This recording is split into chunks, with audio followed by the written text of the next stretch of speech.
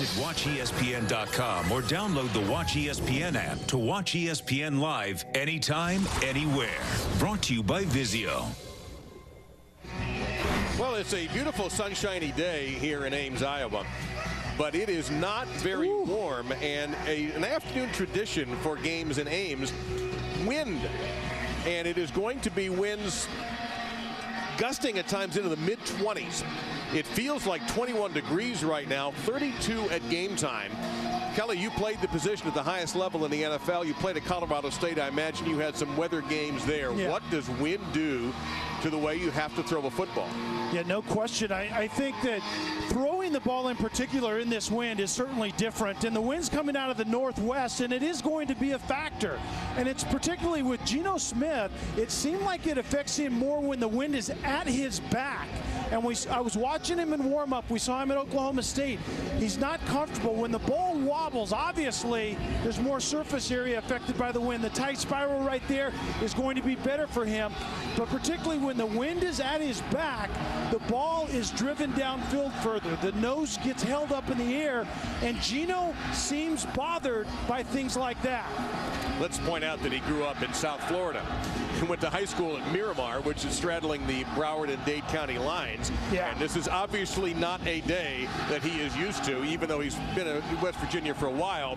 They get the cold in West Virginia, of course, but they don't get this kind of wind. So we'll see how he handles it today. Dana Holgorsen actually spent some of his youth not far from here in Iowa, and his team will kick off first. Iowa State won the toss and chose to receive. And speaking of growing up in Iowa, Paul Rhodes, literally just down the road, is a product of Ankeny High School.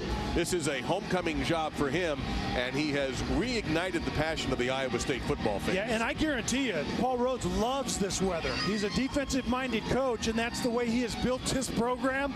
Yeah, absolutely. The worse, the better for that guy. And, of course, West Virginia fans know the name Paul Rhodes from his days as defensive coordinator for Pitt, back when there was such a thing as the backyard brawl. I knew you were going to start bringing that up. That's not a very good memory if they harken back to 2007 when he ruined the title shot, particularly. His players ruined it. His plan, his game plan ruined it. Yeah, that was a remarkable effort. They were not supposed to win that game. Yeah, you need to play nice the rest of the day. The West Virginia fans did not need reminded of that. Well, it's what I do. This is the first time these teams have ever met. And, of course, it'll become a regular in the Big 12 Conference. Tyler Bittencourt to kick it off to Jarvis West, their number one. West Virginia 105th in the nation at kickoff return defense, but Iowa State hasn't busted very many long ones. This will be West. He's not even going to bust anything. That, by the way, is where the wind is blowing from left to right and steadily, and it will be here all afternoon. Really don't expect to see any let up until nightfall. So here comes Sam Richardson, the redshirt freshman. This will be his first start in college. He played all last year, and he is the third quarterback that Paul Rhodes has gone to so far. And it's different coming in a release situation as opposed to starting. When the game plan is centered around what you do, the week looks a lot different than if you're just coming in a mop-up type situation. The tailback is Chantrell Johnson, the junior from Orlando. That's very close to Winter Park, where Sam Richardson comes from. And this will be Johnson trying to get to the edge, and West Virginia right there to make sure nothing good happens for Iowa State. We have a flag down back at the 20-yard line. Carl Joseph, the number one solo tackler, and Isaiah Bruce. And here's referee Reggie Smith.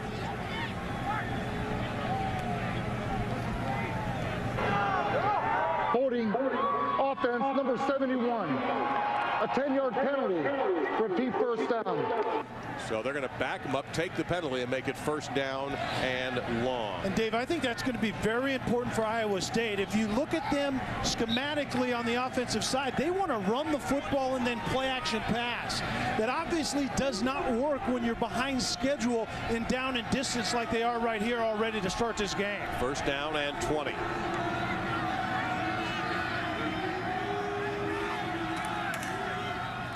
And they stay on the ground. Johnson getting outside the 15. Darwin Cook, safety coming up, gain of a couple of yards. So it'll be second down and 18 for the Cyclones, who are kind of an oddity in the Big 12, Kelly. They're not an explosive offensive team. No, they really aren't. And that's, I think, somewhat the personality of the head coach. A defensive-minded Paul Rhodes kind of builds his offense like that as well. Richardson, decent runner, and he's got some room. Trying to get out of bounds. He got about the maximum amount of yardage out of that. Out of bounds at around the 29-yard line, setting up 3rd down and about 6, a manageable opportunity for Iowa State. And actually early in the game, this is a great decision. You can see right there isn't anyone open, and then a good decision by a quarterback early is just hang on to the ball, get as much as you can, and they're in a 3rd and somewhat manageable situation right here. Looking first to the middle of the field, swings it out to Johnson, and he'll be just short. Did not make it.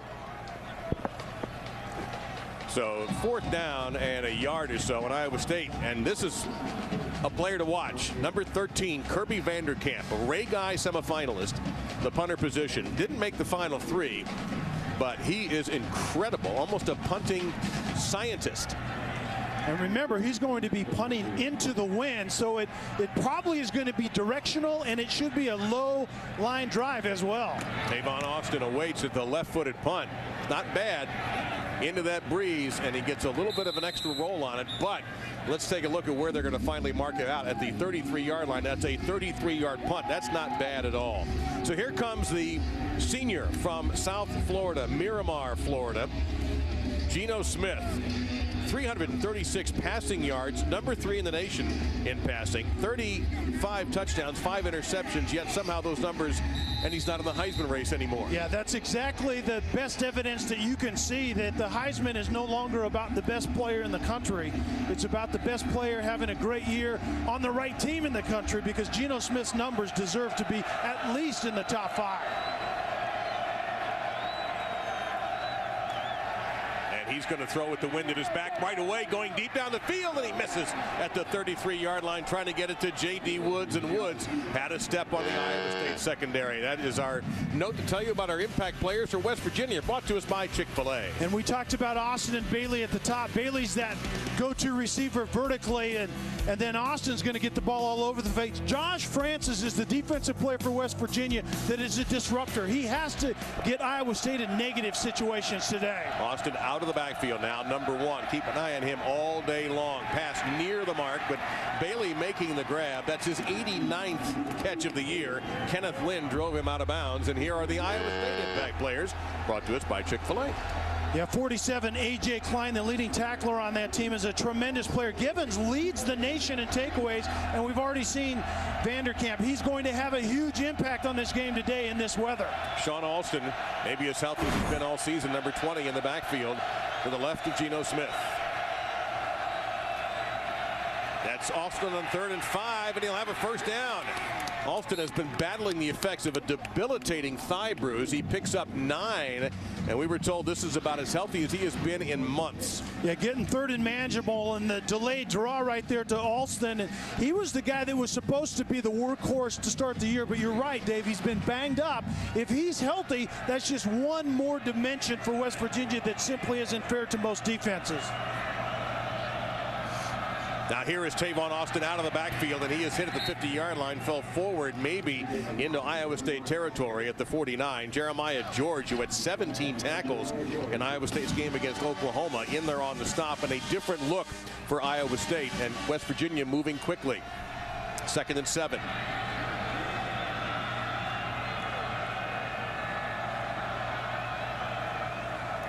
Austin stays in the backfield. He's available, and Geno Smith can't see him right now. Geno's going to take off. He'll certainly have a first down, and he'll slide safely at around the 31-yard line. Geno Smith is not a run-first quarterback, but he gashes Iowa State for 17 and a first down. You know, I think Geno Smith's feet are actually underrated, but he typically moves to throw it, not moves to run. And right here, Iowa State is just in a man-to-man defensively, and once the quarterback breaks contain, gets outside the pocket, all those defenders are downfield with receivers. Flag down. False start coming against the Mountaineers. False start. Offense number 67. A 5-yard penalty. It's first down. And Dave, to just talk about Iowa State defensively, they give up a lot of yards between the 20s, but when you get into that plus territory, they heat you up a little bit more. The blitzes go way up, but they're very, very sound in the red zone. One of the best red zone defenses in the country. It's almost as if they flip a switch. 6 to snap it. And we've got more flags down. Hold everything. You got a good look at Tavon Austin and his breakability, but prior to the snap, full start, offense number 67, 5-yard penalty, it's first down. That's 2, said Dana Holgerson, but I don't know if he's yelling at his line or the officials. Yeah, it's hard to tell, but once again, this is exactly what West Virginia's been doing. They get a lot of yards, but they have those drive-killing mental mistakes, and we've seen 2 of them in a row right on this drive. Now first down at 20. Smith gets it out a little bit high, trying to get it to Bailey. It'll be second down and 20. Good coverage, though. A.J. Klein, the outstanding Iowa State linebacker, number 47, was hanging around. And Iowa State is getting some good early pressure, but the coverage downfield is also very, very good. You can see Bailey coming underneath, and it's really a route that's meant more against man-to-man. They get a zone that time, and Geno Smith just throws an inaccurate pass. Austin back in the backfield, and he has it, and he has room. And look out here, because Tavon Austin in an open field is absolutely unbelievable. He stepped out of bounds shy of the first down, back at the 25-yard line, but that's a 17-yard gain. It's 3rd and 3. And Tavon Austin is not a yards after contact guy. He's an incredibly quick, fast guy that makes a lot of defenders look really silly out in space. He's a guy that will do dynamic things today. Absolutely jumps off the screen when you watch him. You're breaking down tape on this offense. Unbelievable. A lot of motion. What happened there? Bailey came closer to Geno Smith, who fired it yards over his head. An interesting coaching decision coming up here, but Bittencourt's going to get an opportunity on 4th and 3. I thought West Virginia would consider going for it, but they're going to go ahead and use this wind at their back. This will be a 42-yard kick. And I think this is exactly where you want to use the wind. And most field goal kickers can drive this length home in this 20-mile-an-hour wind.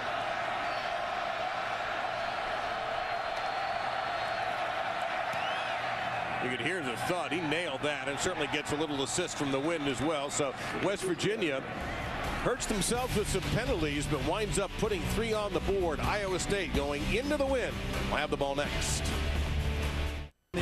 And a lot of people think if Notre Dame and Manti Te'o win that game tonight, or tomorrow night, pardon me, it's going to be a tough one. The national I'm title calling game. It right now. That's going to be an incredibly tough one. Absolutely. No question. All right. And the signal for Jarvis West is to take a knee, so it'll be the 25-yard line for Iowa State and the redshirt freshman quarterback, Sam Richardson. Hey, quietly, Iowa State's offense got off the field, right? That's exactly the way they play defense. They give up some first downs, they give up some yards, they get into that scoring zone, and they just simply keep people out of the end zone. It's amazing how that happens, but it's by design. Richardson got into this position starting in this game with an interesting coming off the bench performance against Kansas. Steele Jantz took a shot to the head and ended up not being able to finish the game. Richardson not only finished it, he finished it so well that he earned the starting job. Chantrell Johnson and James White in the backfield. White is number 8, Johnson 21, and that's going to be first short shot out, Iowa State.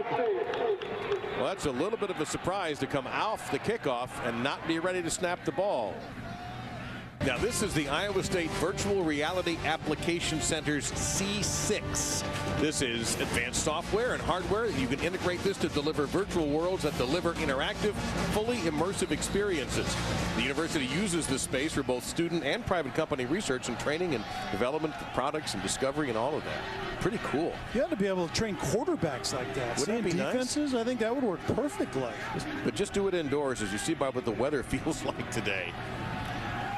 Richardson on 1st and 10, going to take a deep shot down the field. It's going to be incomplete, throwing into the wind, and that's going to draw a flag. A little bit of contact.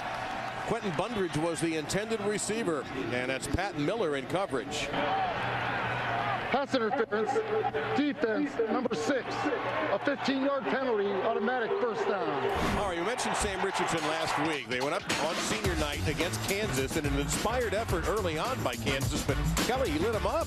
He did, and he throws a really good ball. He's tremendously accurate, doesn't have an overly strong arm, but he seems to have a really good grasp of this offense, and it's just his opportunity to take it and run with it. And speaking of taking it and run with it, that's James White for a gain of 7 to about the 47-yard line before Shaq Pettaway, a sophomore from Steubenville, Ohio, number 36 for West Virginia, in on the stop. And now Iowa State trying to play quickly.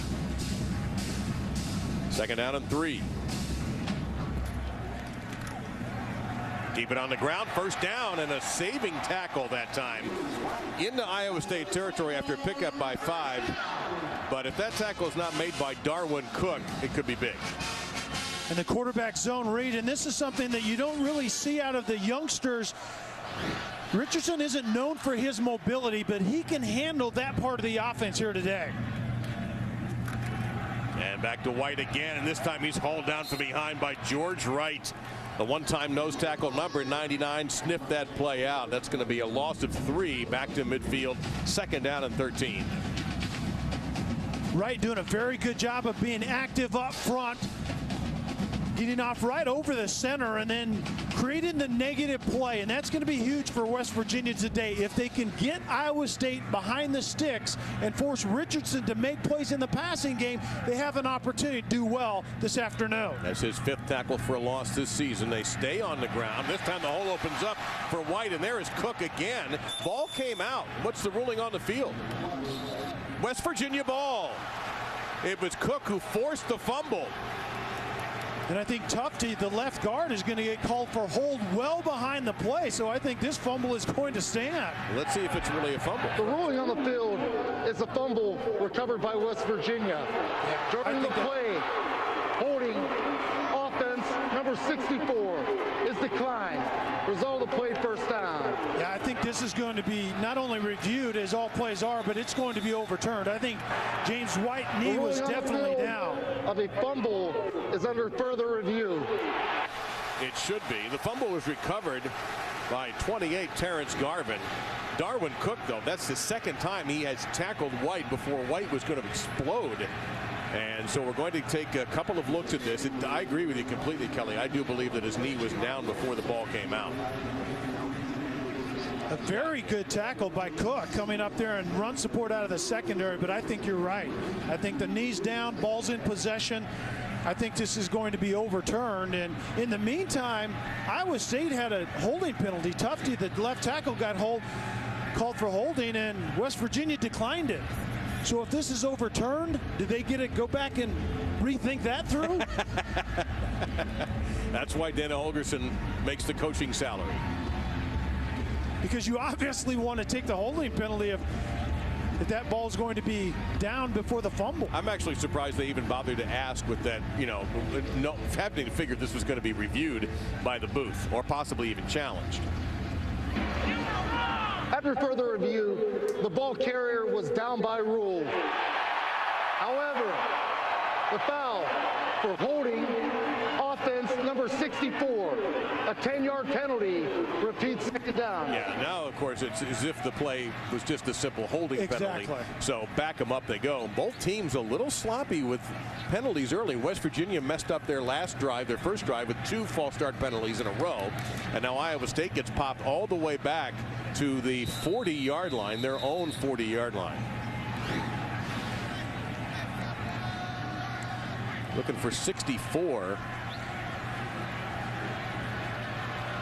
I'm not sure exactly where 64 disappeared to be honest with you. He was actually already on the ground, the left guard, and he's Tufte. You're exactly right. He's the one that got called for the hold. Richardson in trouble, and he's going to be hurled down right at the 40-yard line by Josh Francis, one of our impact players. No gain on the play, the senior from Damascus, Maryland, and it's going to be 3rd down and 23 for the Cyclones. And obviously, if you're Iowa State right here with a redshirt freshman in his first start, as Richardson is, you want to be very, very careful early in the game, well behind the chain. And throwing into that breeze, too. If not really a breeze, would be too polite of a way to describe this win.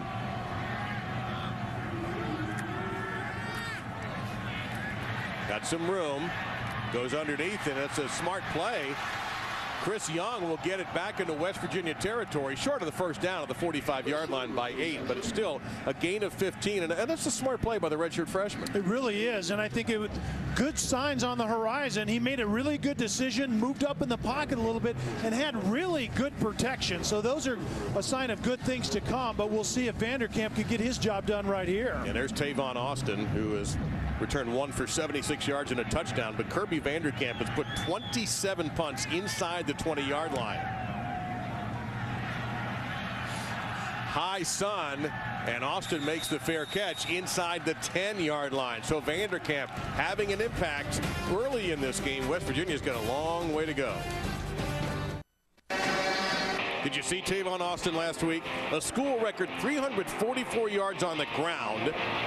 21 carries. It's a Big 12 record. 572 all-purpose yards. Ran for 2 touchdowns. And yet, West Virginia lost the game to Oklahoma 50-49. They had a missed PAT and a 2-point conversion went off the hands of Stedman Bailey in that game, too, in the second half, that may or may not have made a huge difference in the game. In the meantime, Austin in a position where West Virginia fans don't want to see him off the field. From the 8-yard line following the Vanderkamp punt, it's power football. And look at Alston get going here, the senior from Hampton, Virginia, who got off to such a fine start, gains 12, got hurt, and it struggled since we saw West Virginia 2 weeks ago, and Alston barely played. And at almost 240 pounds, Alston gives them a dimension that this offense typically doesn't have, a true kind of one-cut and downhill thumper in that zone running scheme, and you saw it on that play right down Main Street. That spike to the ground by David Irving, a player the Iowa State coaches said had really come on this season. The junior from San Jacinto, California. It's 2nd down and 10. And Iowa State does not get a lot of pressure in terms of pressure numbers, tackle for loss, and sacks, but just getting across the line of scrimmage and getting in the way of a screen game will be a huge deal for defensive ends from Iowa State here today. That was close. If he grabs that, he's in the end zone. So they go back to the ground. Austin.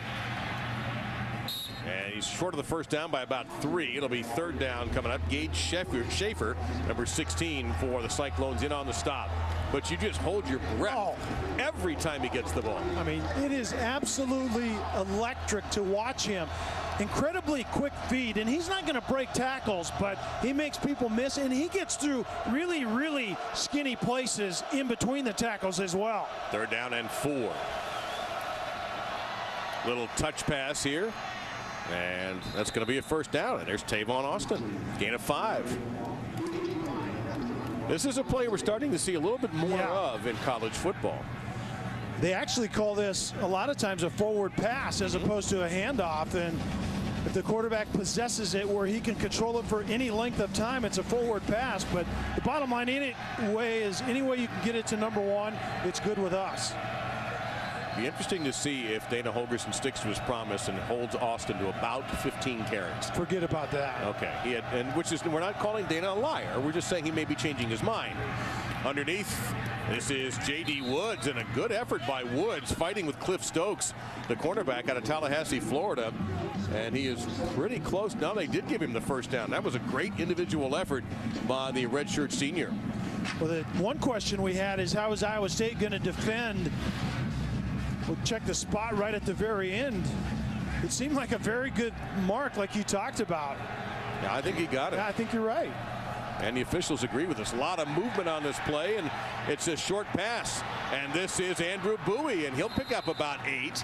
The other West Virginia running back we expect to see get the ball today, Cleon Lang and A.J. Klein on the stop for Iowa State. But that is a pickup of about 7. That looked like something out of the Harlem Globetrotters pregame weave. Yeah, movement all over the place, and 2 running backs in at this point in time. Alston back in there again as the pounder going downhill.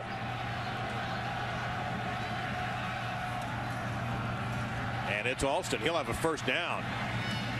And he will take it to the 43-yard line of Iowa State. A solid pickup of 6. Jeremiah George, the junior from Clearwater, who's taken A.J. Klein's middle linebacker position, while Klein has shifted over to the weak side where Jake Knott had been until shoulder surgery ended his outstanding career here at Iowa State, and certainly hopefully he'll get an opportunity at the NFL. Yeah, and what a huge loss that was. Really the leader on the defensive side, and you take another great linebacker. Klein has to go out of his position to go to the weak side because there's more expected from that weak side position in this defense. Tavon Austin in the slot off to the left, and they go the other direction, and it's Woods one more time, short of the first down.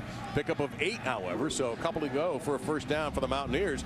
Very interesting. They're not pitching it all over the field going down deep, Kelly. They're just going with what's in front of them. Smith now 4 out of 5 on this drive. And I think that has a little bit to do with the wind at Geno Smith's back. I don't think he's comfortable throwing the ball downfield. And I think what you have to do is dink and dunk and get your quarterback comfortable on the day. Hole opens up. First down for West Virginia. And that's Andrew Bowie, the sophomore from Jacksonville. And if you're hearing a lot of Florida names on here, 46 players combined on these rosters from the state of Florida. What's really interesting right now is West Virginia has a nice mix in the backfield. They have the pounder and Austin at 240, Bowie somewhere in between, and then they have Austin that can take the ball and run anywhere with it with big play potential. 10th play of the drive right here. All day for Smith. Takes the option, and it's incomplete. Woods near the first down marker, unable to make the grab. It'll be second down and 10. And you can see right there, number 47, A.J. Klein, the linebacker, was talking to the defensive backs, Cliff Stokes, number 7. They have to work together to seal off that throw, and Klein was underneath it, but when the receiver repositioned, the defensive back has to close that gap, and the veteran linebacker didn't like what Stokes did. Austin, and this time he is swallowed up back at the 30-yard line. It looks like Walker Woods, number 95, on the stop for a loss of 2. And what you have to do is you have to get going really, it's over here, get going really quickly to stop a dynamic running back with quick feet. Essentially, you have to stop him before he gets started. That's great defensive work. They're going to have that out of the down 4 guys here this afternoon. Third down and 13. Underneath, it's Woods, no chance. Sniffed out right away by the Iowa State defense. Cleon Lang, number 90, in there. Jaquez Washington, too, number 10. And Bailey wasn't getting loose outside. You throw the tunnel screen to actually Woods trying to come back inside. But once again, very good positional defense from Iowa State. And that's what they're known for. Alignment, assignment sound, see the ball, break on it, and make a very good tackle. That's all about Iowa State defense. For Bittencourt, who's 1 for 1, 8 out of 14 on the year. This from 46. And negative, rejected by the left upright. Paul Rhodes celebrating. His defense holds. Now this was a low kick. You'd like to think you get this thing up in the air when you got the wind at your back, but it's tough to kick them high from a long distance. Yeah, obviously the distance has nothing to do with it, but you're right. He just drove it a little bit to the left, pushed it just a little bit, but once again, how about Iowa State's defense? Any way you can keep the opposition, especially when it's West Virginia's prolific offense, out of the end zone. And Rhodes, remember his defensive coordinating background. That's a reverse Tony Sperano right there. You're exactly right, but the emotion of a defensive-minded head coach knowing how to keep points off the board. Chantrell Johnson. Now, Paul Rhodes is delighted with that, but he's got to wonder when his offense is going to get in gear. That's about a 5-yard pickup straight ahead for Johnson. See Jared Barber, 33, among the tacklers. Shaq Rowell as well, number 90. Well, your point about the offense getting untracked is well noted, because that's why Richardson is in the game. Give them the chance to get the most points on the board this afternoon. Little confusion there. Richardson spinning out and turned a 0 play into a couple of yards before Rowell again in there on the stop. Or Rowell, pardon me, number 90, the junior from Maple Heights, Ohio. That was an awkward looking zone read play. So it's third down though and a couple. And Rao, one of those defensive linemen. Remember, West Virginia plays a 3-3 defense. Essentially, they have their nickel defense in the game all the time, but only 3 down linemen. Rao, that nose tackle, has to be very active today.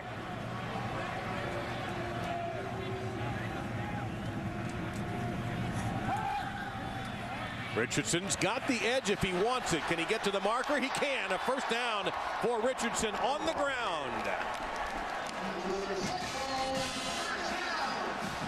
10-yard gain.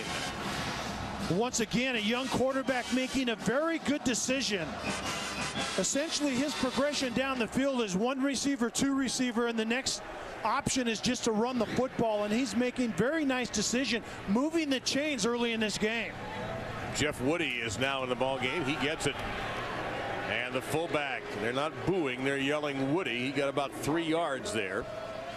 A junior from Pleasant Hill, Iowa. Josh Francis on the stop. Richardson, you mentioned the decisions. He's now run the ball 4 times for 23 yards.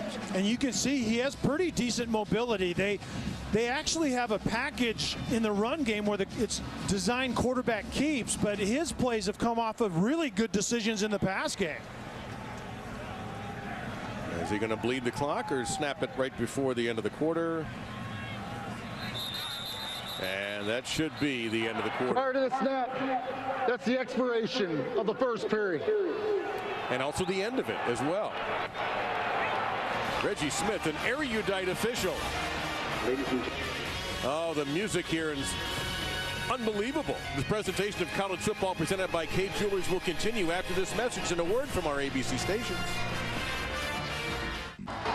Senior day here in Ames, Iowa, on the Iowa State campus. There's quarterback Steele Jans, who's not starting, did not start the game. Jake McDonough did, the outstanding nose guard who had a battle with celiac disease, and then the tremendous linebacker A.J. Klein, and finally Jake Knott.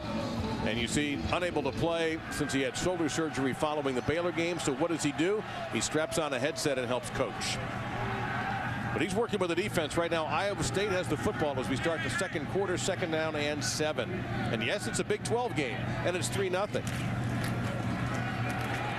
Straight ahead, Jeff Woody right to the 50-yard line. So let's remind everybody very quickly what the wind situation is here in Ames. In the first quarter, Iowa State was going into the wind, which is coming out of the northwest. That's what those flags will look like for the rest of the afternoon. Now they've got the wind at their back. And you see, feels like 17 degrees, and those gusts of 32 are frequent. Chantrell Johnson in the backfield now, 21.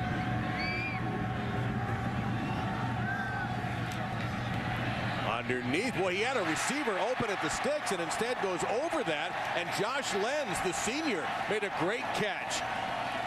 15-yard pickup and a first down on the Mountaineer 35-yard line. Well, Richardson gets away with one here. The smash route, which is a receiver underneath, Lenz on the corner route, and you're absolutely right. Banks, number 34, had a great opportunity to pick that ball off. Richardson was very fortunate on that pass. Probably watched too much Robert Griffin III yesterday and figured I can just throw the ball anywhere. He was quite hot, wasn't he? Yeah, I think he was pretty good.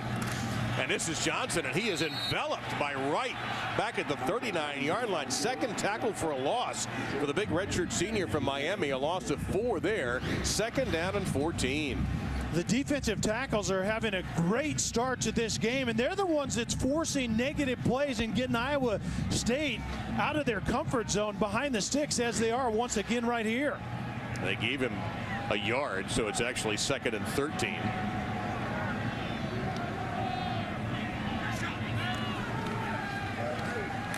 Like a screen pass, but Richardson's first choice was. We got a West Virginia player injured at the 40-yard line, and Richardson was able to get to the 34-yard line. That's Ismail Banks, a redshirt sophomore from Richmond, and his injury and his inability to finish the play is one of the reasons Richardson was able to gain yards, because he ran right by Banks, and Banks put his hand up almost immediately that he needed some help to get off the field. Hopefully he will be able to walk up under his own power. And Ismail Banks able to get up with some help. And Kelly, take us through what happened to him here. You can see him right there. Banks is going to come in, and Gary just throws low, which is legal as long as you're going to the sideline. And then it just looked like it, actually not the leg he was hit on, but the next step, something happened with his knee as Iowa State was trying to get the tunnel screen underway. So in the shadows, which are just about taking over this field, that last little strip of sunshine up there at the top of your screen. 3rd and 9 for Richardson. He's run successfully today, and he's going to tuck it, but he's got company this time, and he'll be short of the first down. Now, don't forget, Iowa State has the wind at their back, and they've got a good kicker, Edwin Arceo, who's 10 of 41, and he has a long of 51, and he will come on out to try one from what looks to be 47 yards. So far, this will be our 3rd field goal attempt, if this is not a fake, going with the wind at their back, and West Virginia is 1 of 2 with Tyler Bettenkirk.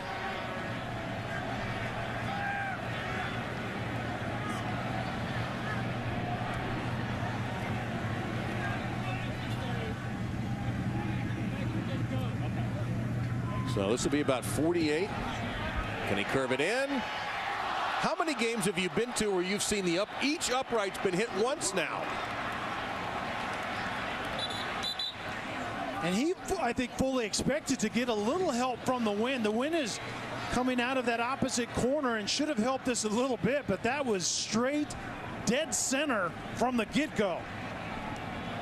Pretty good snap, not wrong with any of that, and certainly had the distance, wasn't going to be a problem. He was trying to body English that one home. So Iowa State stays off the scoreboard, and West Virginia takes over at the 30-yard line with an empty backfield for Geno Smith. And in the shadows, he finds Stedman Bailey, who fell down and is very angry with himself. But it's going to be all the way out to the Iowa State 44, a gain of 27. A very nice throw, just getting into the zone out here. A decent job of the inside receiver taking the safety out of the top. And then look how Geno just throws the ball into the middle, settling the receiver down before the safety up top and the coverage underneath. They go to Alston, who's running up the gut, cuts back a little bit. He's not a big-time cutback runner, but he had so much room. Schaefer makes the stop. That's 15 yards, so 42 yards in 2 plays. And they're all the way down to the Cyclones' 28-yard line. And the lead blocker getting up front as well. And Alston is getting a lot of good quality yards between the tackles. And that's something that this offense has really lacked. But he's doing a very good job. 4 touches, 4 carries for 45 yards. An element that this offense could use. Geno Smith play action going to the end zone, and I don't know if the wind got that pass or not, but West Virginia does have a first down, a 23-yard gain to about the 4-yard line. Another grab for Stedman Bailey. Stedman Bailey is their touchdown maker, 20 touchdowns on the year, and once again the wobble of the ball, and that ball was going down when it got to Bailey. That was a very good job by the receiver. You can see the wobble on it into the wind. That's an issue, and you can see it right there. Very good hand-eye coordination by Bailey on that play. One of the best red zone defenses in the country for Iowa State. And can they handle Alston? He gets to the 1-yard line. Jeremy Reeves, number 5, you see him getting up after dealing with that load. Reeves only weighs 176. Alston is 240. And you can see Geno Smith is getting him onto the line of scrimmage and going, hurry up right here. Straight ahead, Alston, and he sneaks in. That should be a touchdown, and it is.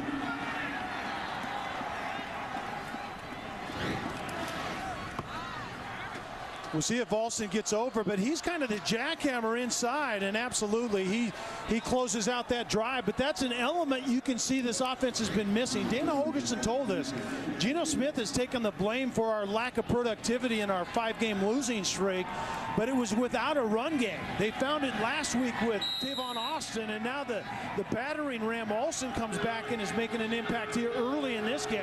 5 plays, 70 yards in 1 minute and 34 seconds. Alston 6 carries, 50 yards. So they now have a power runner in Alston, a speed runner in Austin, and West Virginia has the lead in Iowa State. How do we get on the air? Those folks get us on the air. Kelly and I have the easiest jobs of anybody in this hardworking crew. We're so grateful to have them with us. That's everybody and more who work on the telecast, from folks who drive our trucks to set up our cables, who plug in everything and work so hard and are so good at their jobs.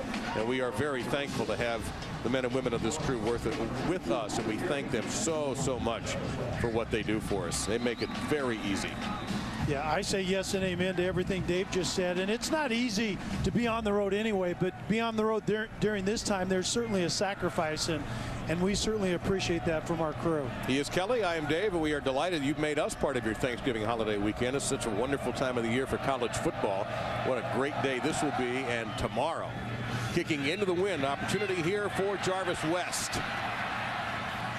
Nice cutback there. West of the 30. Oh, almost got a great move in the kicker. Bittenkurt making the stop as we visit with John Saunders. John?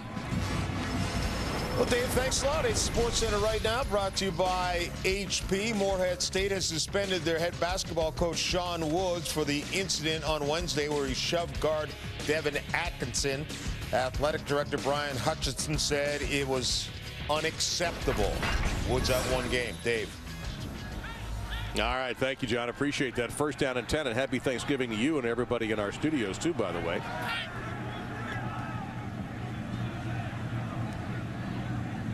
James White, the tailback. And instead, they're going to run jet sweep. And that's Aaron Horn, number 3, and he is hurled down by Carl Joseph. Outstanding freshman from Orlando who has played probably as well as anybody on that Mountaineer defense this year. It's going to be second down and 6.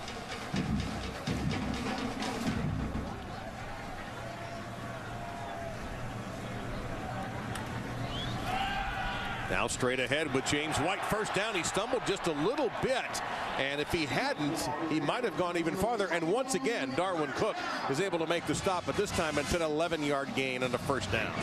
And quarterback zone read is working very well. You can see a hat on a hat up front, getting everyone covered up. And a very good read by the young quarterback once again. Richardson now looking to his left, fires, and incomplete. Second down and 10. He was trying to get it to the senior Josh Lenz, who made one catch earlier. Have not seen much yet with Richardson rolling to his right, even though he's a right-handed quarterback. Yeah, and I think Richardson is very accurate, but I think it's inside the pocket. I haven't liked him out on the edge throwing in that sprint game very much. That's his first incompletion. He's 3 out of 4 in trouble, and he just flips it. That is a dangerous play. Now, is he ruled down?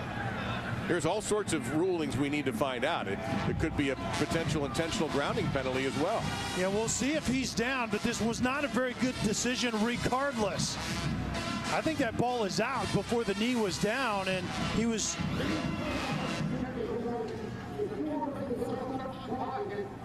I thought that might be the ruling, but still the officials huddled before that. Now Richardson's missed his last 2, and it's third down and 10. And regardless, outside the pocket, inside the pocket, wherever it was, that was not a very good decision. He did have Kurt Hammersmith, the tight end, in the general area, but hang on to the football. You can see that pressure that West Virginia is showing early on. They want to get pressure on this young quarterback. And here they come. Richardson hangs in, guns it, and he has the first down into West Virginia territory. The catch made by Jerome Tiller, and down to the 42-yard line after a 12-yard gain. And at the end of the day, the young quarterback goes to the right guy. The pressure guys are right here. They're going to get after the quarterback, but the outlet receiver, that's kind of the pressure regulator right there. And Iowa State playing some hurry up. They give it to James White for a gain of a couple. Second down and 8 coming up. And Iowa State doesn't go hurry up typically anyway, but you would think they would even do less of it with this young quarterback in there. Richardson now, he rolls right. He's got a huge gap, and he'll tuck and go. Richardson to the 30-yard line. That's a first down, and here come the flags.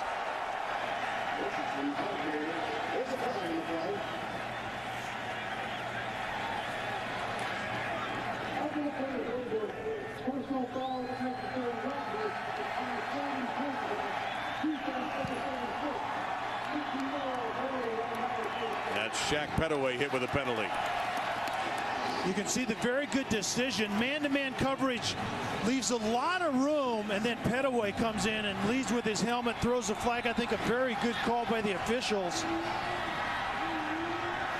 Now a little bit more sun in the field. We'll see if that makes any difference here with Richardson. He's got white as his tailback.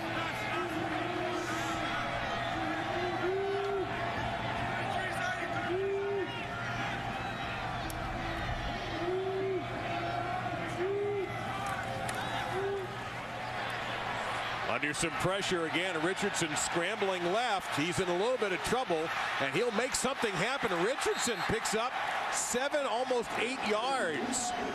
Got a round right somehow. I think we were kind of undersold a little bit on Richardson's feet. He obviously has very good feet, and I think once that adrenaline kicks in, he's made very good decisions. First charge timeout of the half. West Virginia. I think West Virginia just wants to get them huddled up and see if they can get their guys on the right page. 8 carries, 48 yards for the redshirt freshman Sam Richardson, frustrating Dana Holgorsen and his defense. BCS Countdown is on ESPN and ESPNU Sunday as the regular season winds down. Our analysts dissect the key wins, losses, and reveal the latest BCS standings. Who's up, who's down, and we look ahead to the key matchups. BCS Countdown Sunday at 8:30 on ESPN, then 9 o'clock on ESPNU, presented by Allstate. Off the timeout called by the Mountaineers, 2nd and 3.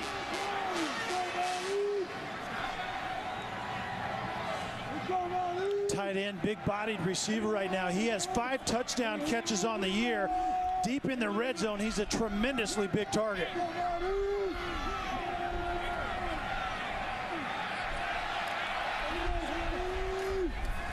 Looking in that direction, to the middle of the end zone, incomplete. Trying to fit it into Jerome Tiller. So here's 3rd down and 3. And that's the game they were working. Braun, the big tight end, was inside. He actually ended up breaking outside, and then Tiller comes in right behind him. And this was just poor ball placement. If that's another 1.5 feet inside, that's a catch. Here's the 10th play of the drive. Iowa State 3 out of 5 on 3rd downs.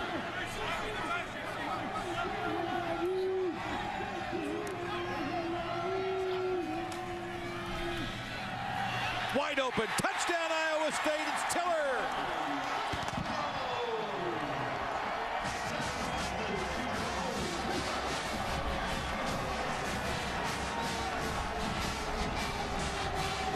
Take a look at this route. The fake inside and whoop, over the top right there. Remember, he just ran the slant the play before. Defensive back was looking for the slant, and he gives one step and slips his outside shoulder. Great route, very good throw also by the young quarterback on that play. And for Tiller, that is his first career receiving touchdown. So he's got something to celebrate. The redshirt senior from San Antonio. Iowa State breaks their scoring drought, and now West Virginia is challenged. There's your score and time. Iowa State on the board on the touchdown pass to Jerome Tiller. So Sam Richardson now has 5 touchdown passes in a game and a half, or maybe almost a full game, and no interceptions on a 10-play, 69-yard drive in 2 minutes and 37 seconds. This isn't our Aflac trivia question, but do you realize that Jerome Tiller was the starting quarterback when Iowa State beat Nebraska in 2009? No, I did not realize that. Well, you know Where do you get that stuff? I hear voices in my head. That should have been our Aflac question. That sounds like a great one. No, I dug up a good Aflac. I'm proud of this one. Here's Tavon Austin. Watch out. Iowa State paying. Look at this guy just inventing things. He's got a corner here. Now it's trouble. Can he get a block? No. Great job. That is excellent kick coverage that time. Let's go to the studio and John Saunders. John? Well, guys, it's time for our Taco Bell update. LSU against Arkansas. I want to see perhaps the catch of the year. Zach Mettenberger, Jarvis Landry. This ball is behind him, and he still goes up with one hand, pulls it back in, and then watch the tuck. Make sure he has control. Touchdown to LSU and a 10-0 lead. That is crazy. On the ground, that was pretty amazing. Alston, what a force he has been for West Virginia. They are trying to rope him down, and he gets into Iowa State territory, a 21-yard pickup. Dana Holgorsen wanted a run game. This is a run game. Kind of one cut and downhill, and a guy that will get yards after contact. This is exactly what this West Virginia offense has lacked. run the football, throw it when you want to with your tremendous weapons. They sent Bailey in motion. They go back to the big fella. Alston showing some good footwork to the 45-yard line. A gain of 4. Second down and 6 coming up. Schaefer and Lang in on the stop for the Cyclones, and Alston will check out, but that may mean Austin coming into the backfield. Yeah, now you have the true change of pace. Alston is a guy that will absolutely batter you, and then you go in with amazing speed in the backfield.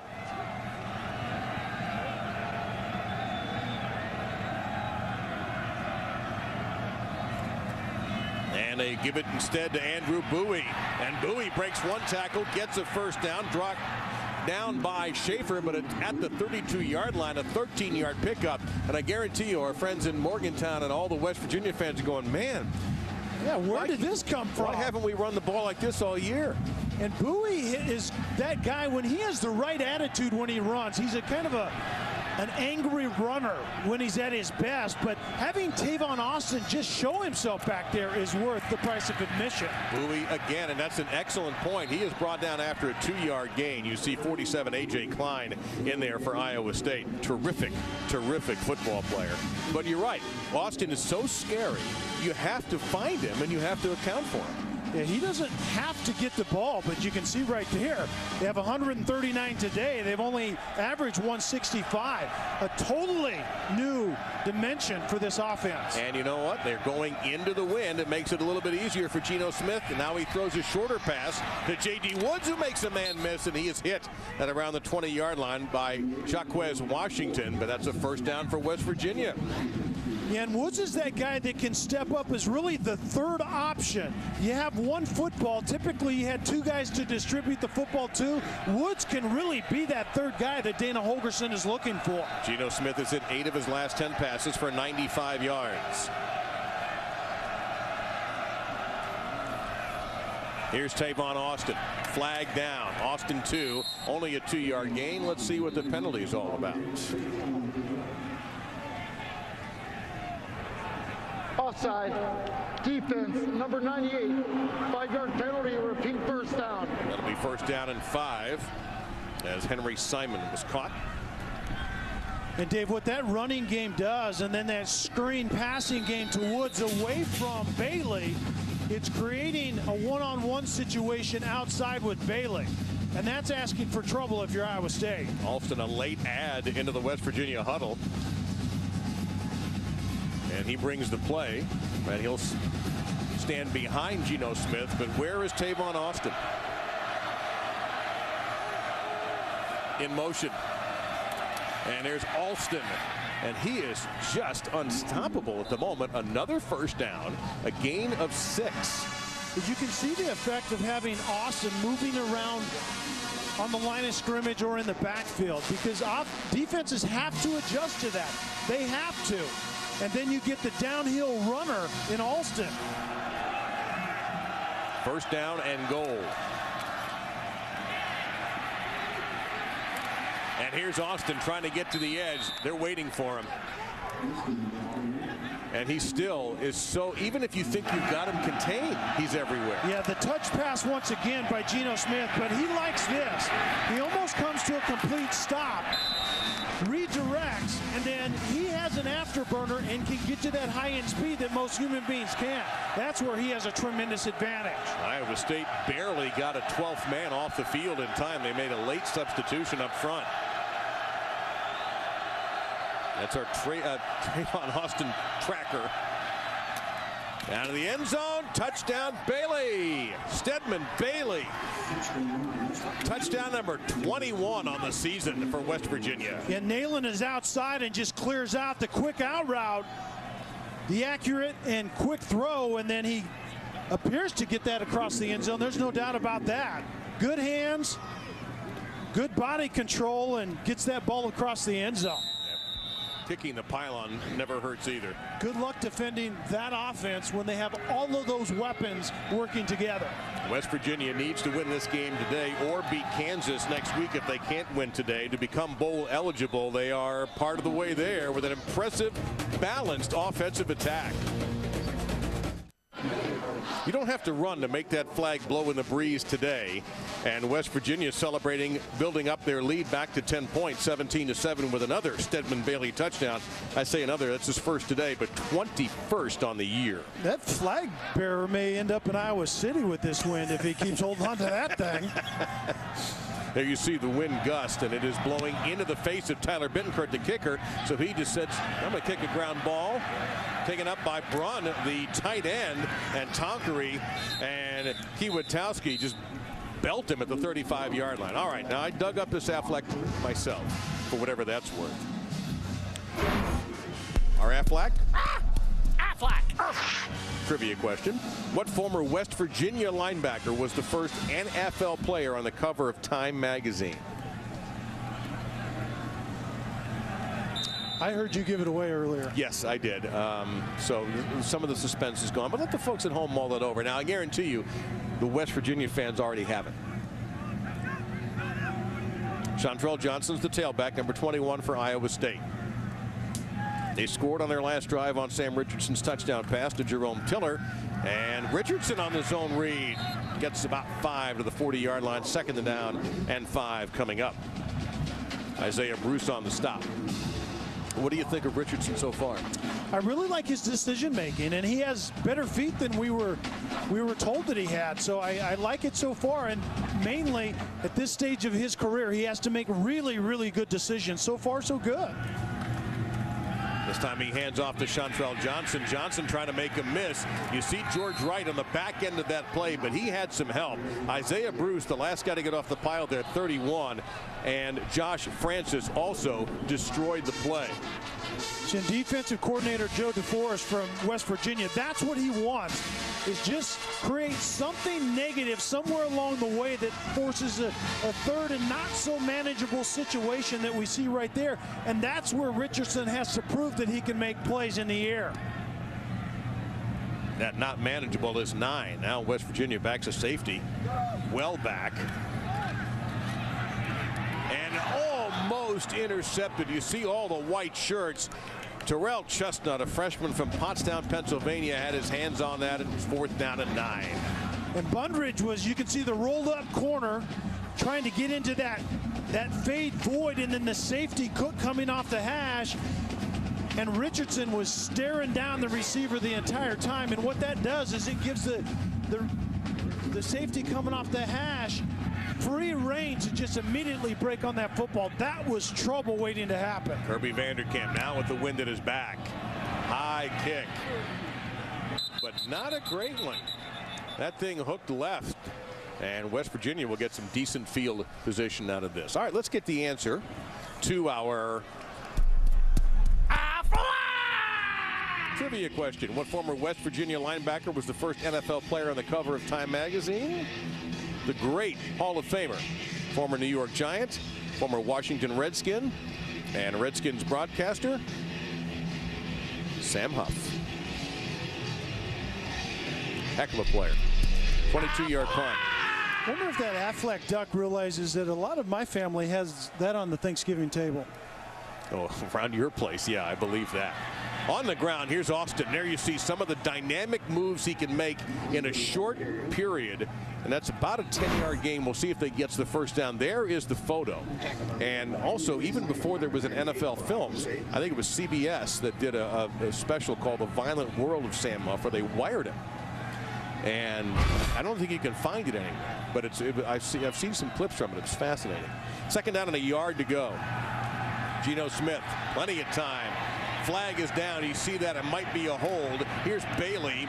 Ooh, he took a shot from Dion Broomfield, number 26. But let's see what this flag is. Holding offense number 62. 10-yard penalty. Repeat, second down. And 62 is Curtis Fight, and he's the one who's coming off the field. And they played a lot of tackles this year. They've actually been rotating tackles, about 3 of them, but you can see right there Fight gets beat early and then gets hurt, but ends up grabbing a hold and gets called for the holding penalty on that play. And West Virginia is going to have to overcome that penalty if they're going to get points here. But you can see right there, 62 is out of the game, and they played a lot of right tackles this year. So Nick Kindler, 79, will be the guy. Second down and 11. Under 2 minutes in our half. Draw play on the delay to Bowie. Maybe a yard, and that's going to be all. A.J. Klein in there, 47. And he was joined by Henry Simon, 98. So here's third down and 10. And third and long situations is typically where Bailey shows up. He's the vertical receiver. Second charge timeout, Iowa State. 30 seconds remaining. That's a smart idea because they're hoping their defense will stiffen and get the ball back. Well, I mentioned earlier today what Saturday is going to be like in college football, and you can see it all and never get off the couch. Trifecta of impact games at noon, one of the greatest ever. Michigan and Ohio State from the horseshoe. Ohio State trying to go undefeated. From Tallahassee, Florida and Florida State. The Gators think they have a chance in the BCS if a lot of things happen, including Notre Dame losing to USC at 8 o'clock on ABC. All of those games on ABC, but USC will not have Matt Barkley. That is a showdown Saturday. Here's the All-State BCS Top 10. Kansas State idle, but that's it. Everybody else is in action. Be interesting if that gets shaken up like it did last week. Chaos will ensue. Speaking of chaos, here's an individual band of chaos and Tavon Austin, and he gets it out to the 44-yard line. Gage Schaefer, who's playing for Darrell Givens at strong safety. Givens we haven't seen on the field at all. That's a major loss for Iowa State. Timeout, Iowa State, 30 seconds. And they're out of timeouts. Darrell Givens leads the NCAA. Please reset the game clock to 1:40. Leads the NCAA in takeaways. 6 fumble recoveries and 3 interceptions, and not able to play today, we're learning, for Coach Paul Rhodes. Well, that third and long situation, I was actually disagreeing with Iowa State using the timeout because remember, this is Geno Smith and company. They know how to throw the football, and what do they do after the timeout? They come out and run it. I question that. I'm just not sure. The wind is certainly a factor, but I don't think it's that big of a deal. You have to give your quarterback a chance to make a play in that situation. Well, Bittencourt is punting into the wind. I have a thought on that. We'll get the punt out first. I'm going to argue that that wasn't such a bad idea. Bittencourt, that's a tough kick to make, and watch out here, Iowa State, because if that takes a funky bounce and West Virginia covers it at the 28-yard line, a 27-yard punt. The only thing I would argue in favor of West Virginia is they gave the ball to Austin. I know that they expect that from him, but that's asking, I think, a little bit too much. They were certainly, I think, by the play choice, trying to catch the defense off guard. But remember, the defense is thinking big play as well when they see number 1 in the backfield, so they're defending that accordingly. But I think that was kind of a playing awfully conservative for Dana Holgorsen on that last drive. 92 seconds for Iowa State. They don't have a timeout. They threaten blitz, and instead they back out of it and stunt, and a slant pattern going to be right around the first down marker. Don't forget, in college, the clock stops for first down. Josh Lenz making the grab. They do get the first down. But the clock starts immediately when the ball is marked ready for play. Richardson, that pass tipped. Second down and 10 coming up. Stops the clock with 1:16. Looked like Isaiah Bruce got a hand on that. Don't forget the Capital One halftime report coming up next from our studio. John Saunders and Jesse Palmer will take you through the highlights of the Nebraska-Iowa game. State of Iowa, the focus of college football today. The great state of Iowa. A couple hours to the east down I-80. And a lot more, plus a lot looking ahead, too.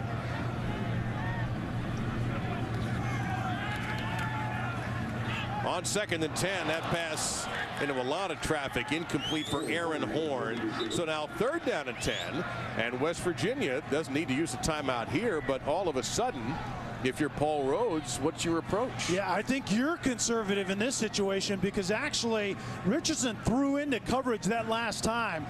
West Virginia was dropping 8 into coverage, and he tried to thread the needle into Horn, and you do not want to go in after a poor performance on this drive. If you're Iowa State, you're in this game. You don't want to make a bad mistake right here. And of course, they will have the win at their back if they need to punt. But Vanderkamp did not hit the last one well. Richardson. That solves that problem. That's a first down for Iowa State. Cook in there on the stop. The catch made by Jarvis West. That's his 28th catch on the year. It's an 18-yard pickup and a first down.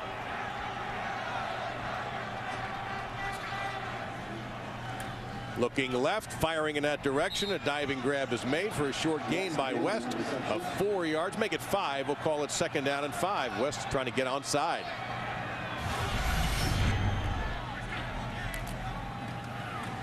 Out of the middle of the field, and that could be an interference penalty. And it is not. And that's not a popular call here in Ames. Pat Miller breaking on the slant route, and watch the right hand was actually tugging on the receiver as he breaks on that ball. Chris Young running a slant route, and Pat Miller arrived maybe just a hair early, but hey, no harm, no foul. 5 out of 8 on third down, the Cyclones. Here's 3rd and 5.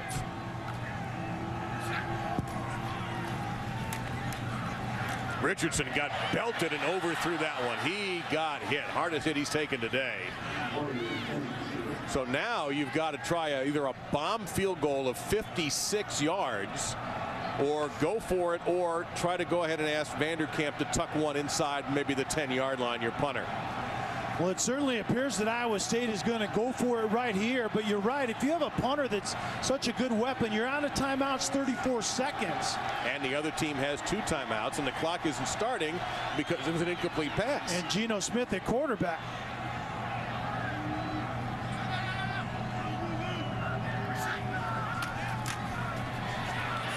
Richardson can't lose yardage, but he does get the first down. Richardson inside the 20-yard line, and a touchdown-saving tackle made by Carl Joseph. 26 seconds remain. Well, Dave, you saw all of the pressure that West Virginia was bringing, and what that translates into is man-to-man on the back end. Quarterback breaks contain, a lot of room to run. Toward the end zone, open. Is the pass underthrown? Is it good? It's a touchdown. Josh Lenz.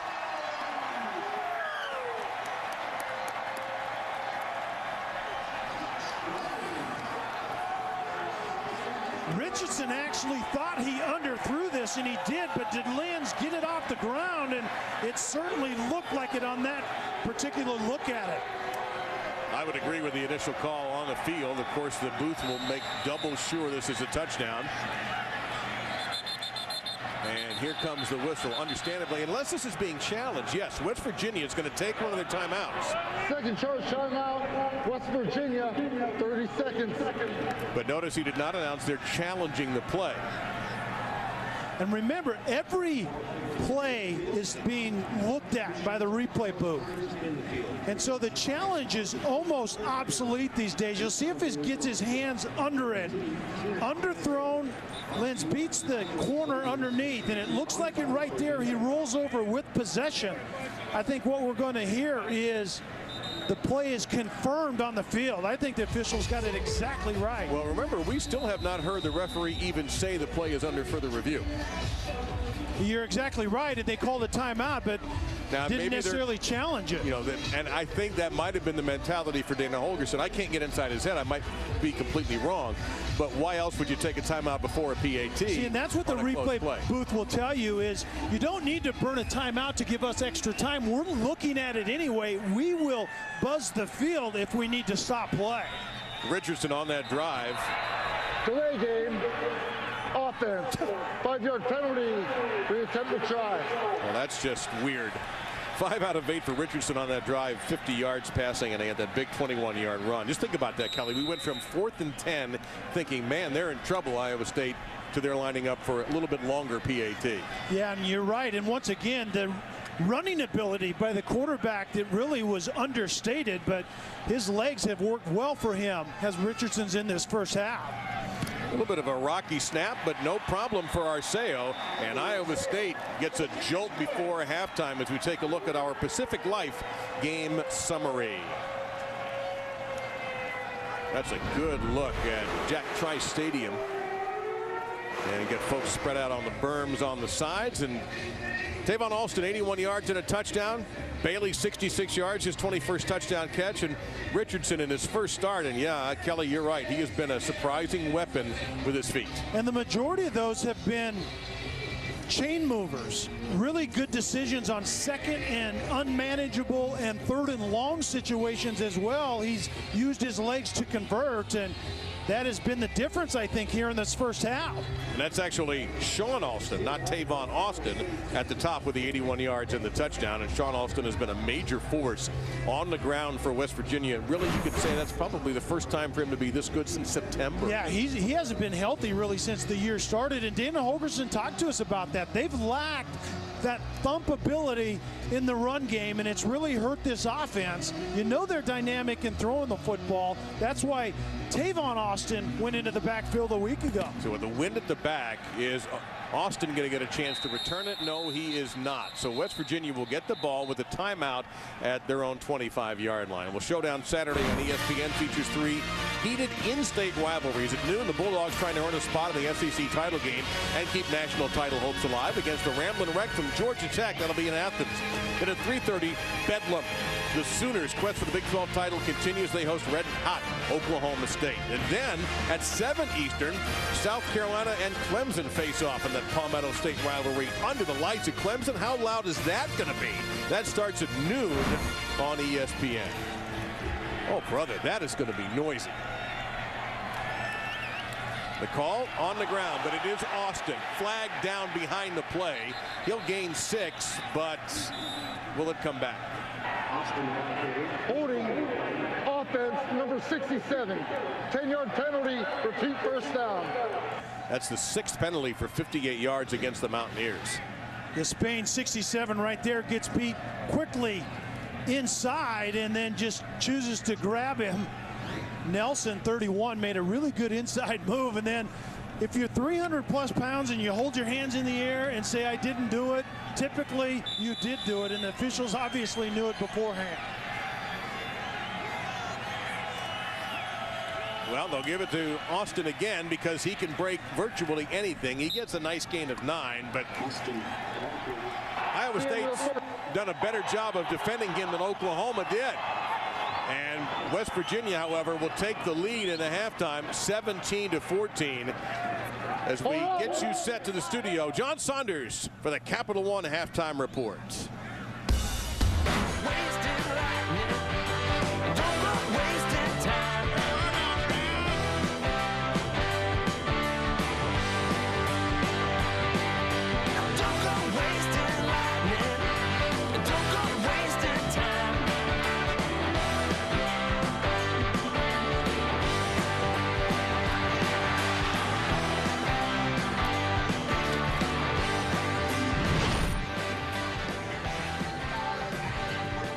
This is ESPN College Football presented by Kay Jewelers, and it's West Virginia over Iowa State 17-14. And interestingly, this game has been decided as much by the ground games of both these teams, both the expected and unexpected. Yeah, West Virginia has more rush attempts than they do pass attempts in the first half, and then Richardson, the redshirt freshman quarterback, getting it done on 2nd and 3rd and long with his legs. We didn't hear anything about his legs. And they've worked very, very well so far. Meantime, West Virginia has run the ball well with Shane Alston and Tavon Austin. And it is going to be West Virginia football on a cold day in Ames, where it feels like about 17 degrees with that wind going from left to right. And this is Stedman Bailey on the kickoff return out to the 31-yard line. Dave Lamont, Kelly Stauffer, and our ESPN crew here, very, very happy to be with you in Ames, Iowa, and around the country as we show you our Pacific Life game summary. And Gino really hasn't gotten off in the pass game yet. He's made pretty good decisions, been frustrated a little bit, a couple of throws down the field, but it's been very controlled. But at the end of the day, he's getting it done with his running backs. And then Sam Richardson, the 73 yards rushing typically were drive extenders, and then he found ways to finish drives as well. So on the ground goes West Virginia, and here is Austin, and he just takes it out of bounds rather than take the hit from Jacquez Washington. That's a good gain, though, on first down. It'll be a pickup of about 6, 2nd and 4 coming up. And the diversity in West Virginia's run game in the first half was, I think, the issue for Iowa State. They have the speed of Austin, and then Alston comes in and just is a battering ram between the tackles. Austin splits out. There he is in the second of those 3 receivers to the left. And Geno Smith with a quick out. That's going to be a first down for West Virginia. Catch made by J.D. Woods. He had a very productive first half for the Mountaineers. Yeah, that's his 5th catch. And Stedman Bailey had 4 catches, only 4 catches in the first half. But remember that with Austin in the backfield a lot, Iowa State can roll coverage to Bailey, so Woods should have some opportunities. Geno Smith has hit his last 7 passes. You see our weather conditions right here. That's a steady wind, too, today, and it gusts higher. And in traffic, and Smith, that was a laser shot. And the catch made there by Bailey. Tackle made by Kenneth Lynn. And again, the Iowa State secondary functioning without a key player. Strong safety Darrell Givens not playing today.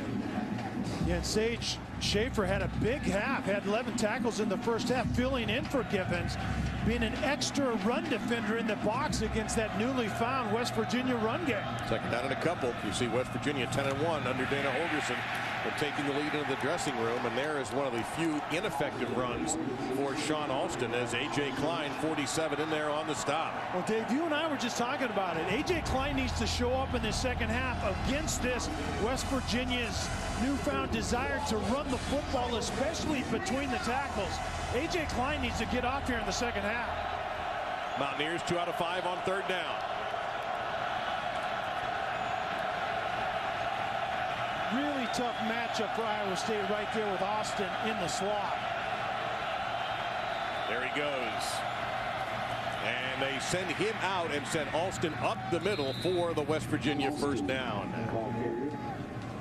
But he draws your eyes. Absolutely. We're going to say the same thing. Austin draws your eyes away, and it's just a simple dive play from there. Yeah, that's one of the guys that Iowa State has to account for. And you're right. In the end, it's a simple dive play, but the defense is wondering why number 1 Austin is going in motion.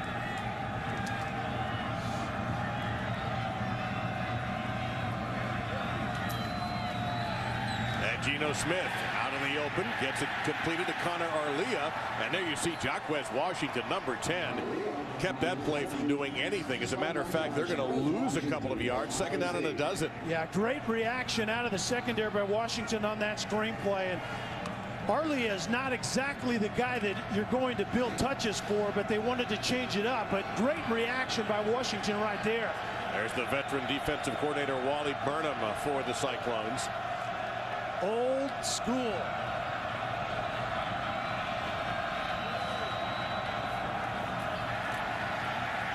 Long throw by Smith. Great coverage that time by Kenneth Lynn.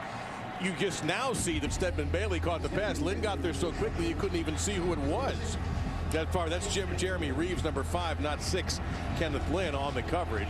It's going to be gain of 7, 3rd down and about 5 on the opening drive of this 3rd quarter. And Bailey on the out route is that true number 1 prototypical receiver that can get things done vertically. They need to find number 3 more in this second half. 6 catches, 76 yards for Bailey, and a touchdown.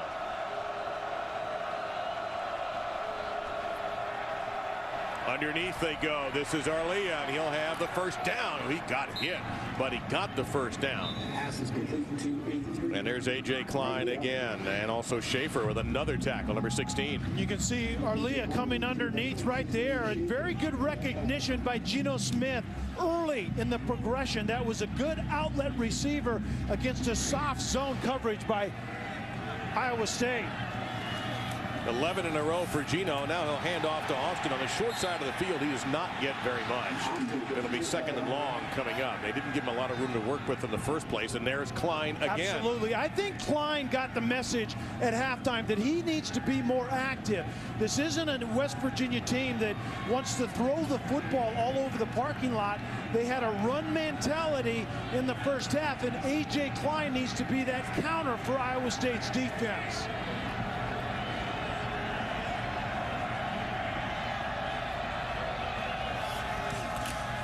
now Alston. He'll try to keep the short side of the field.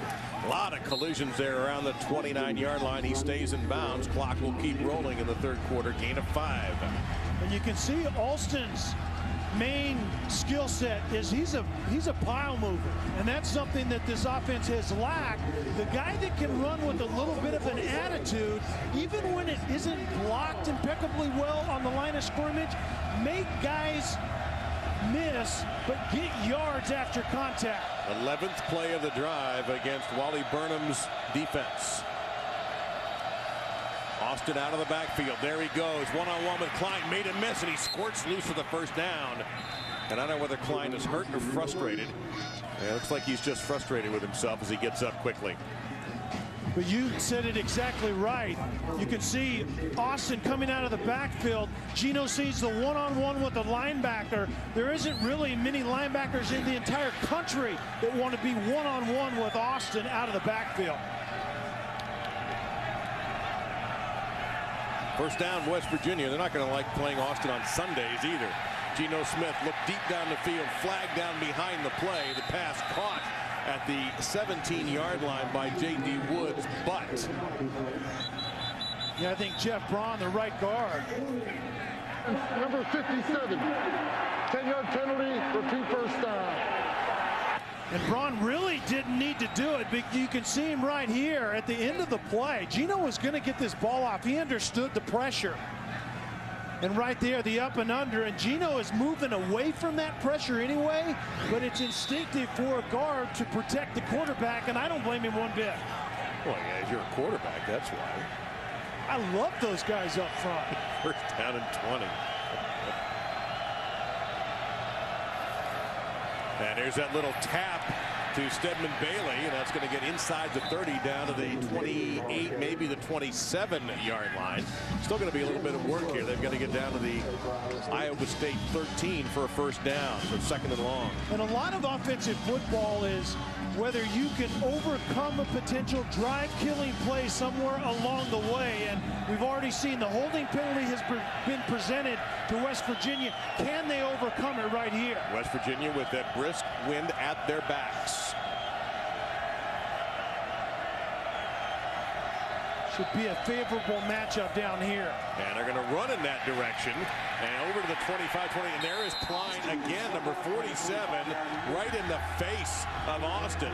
Almost a penalty. A little bit of yapping going on now with Jeremiah George, number 52 for Iowa State. I wonder if Klein can actually watch tape. You can see the look in his eyes. Much different attitude out of their leader on the defensive side in this second half. He's going to play at a different level here in the second half. This is his last game in Ames, a senior from Kimberly, Wisconsin. Here he comes on third and a dozen on the blitz. Geno Smith in trouble. He got away and he's sacked. Brought down by Cleon Lang. And Geno Smith, look on his face like, where did all of those people come from? It's fourth down and 13, and here comes the kicker, Tyler Bittenkurt. Iowa State bringing all kinds of chaos, and that's what Wally Burnham likes to do. When an offense is driving the football, Iowa State will try to bring pressure to create that negative play. They've been successful so far in the second half. First sack of the game for either team. Bittenkurt 1 for 2.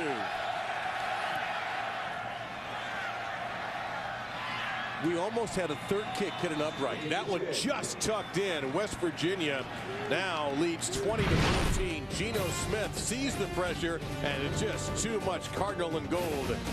But West Virginia got the field goal. At one time, Geno Smith was at the top of the Heisman list when West Virginia was 5-0.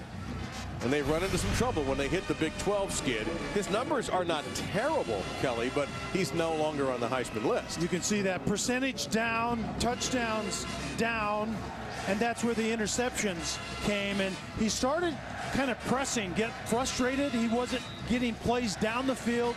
He was being defended differently as well. People were dropping into coverage, but I think he's beginning to figure it out. He's being more patient. He's making much better decisions here in the last couple of games. Made his last 12 passes, and a lot of folks around the NFL still have him at the top of their quarterback draft lists. Here is Jarvis West, 35, out to the 37-yard line. Great field position for the Cyclones. Let's check in with John Saunders in our studio. John. All right, thanks, Slot. Time for the Sports Center right now, brought to you by HP. The NHL calling off games through December 14th now, plus the All-Star game in the 69th day of their lockout. Negotiating sessions earlier this week proved ridiculous. And John, I know that hurts. But I guess they can take down the banner in the Columbus, Ohio airport now, welcoming you to All-Star Weekend in the NHL. That's not going to happen. Iowa State's first play of this half on offense, and they run a kind of a jet sweep look for a decent gain with Albert Gary, redshirt junior from Ocala, not far from the University of Florida. That's a 4-yard pickup, 2nd and 6. And that's what Iowa State will do. They will bring the receiver in motion, and Gary that particular time, but they run outside zone quarterback read. They try to get it to the edge to thin out that defense.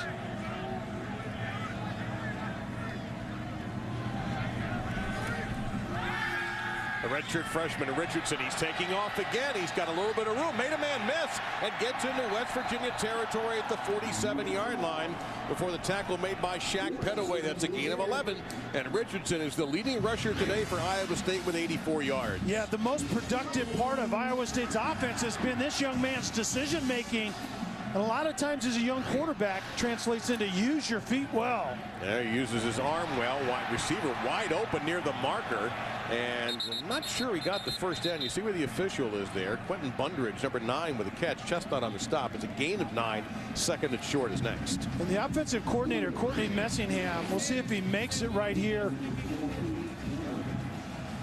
Then he goes back. He had it at one time and went back. And do they give him forward progress? They don't. And on 2nd and short, that pass bounces in, so a surprise throw. And again, Bundridge. One thing with the wind, now when Iowa State's going into the wind, we're just not seeing deep passes today. You're right. It's more manageable stuff, and I think that's pretty wise unless you have a big play opportunity down the field. It's been more management stuff. Straight ahead, and that's going to be a first down. You saw Josh Francis sell out, but Shaq Pettaway able to number 36. That was actually Carl Joseph, number 8. Those 8 and 4s getting condensed. They look somewhat similar. It was Joseph who came in from the safety position and almost blew that play up. And it's a first down for the Cyclones. Longest pass for Iowa State today, 18 yards.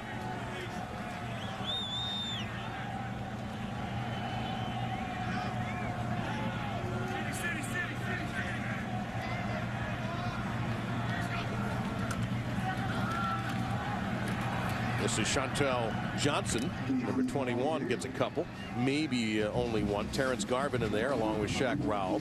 At stake for West Virginia today, bowl eligibility. You saw that 5-5 record. They do have one more game to play in Morgantown next week against the bottom team of the Big 12, Kansas. But still, you want some momentum going into home. You want to end, obviously, the losing streak. Iowa State already bowl eligible.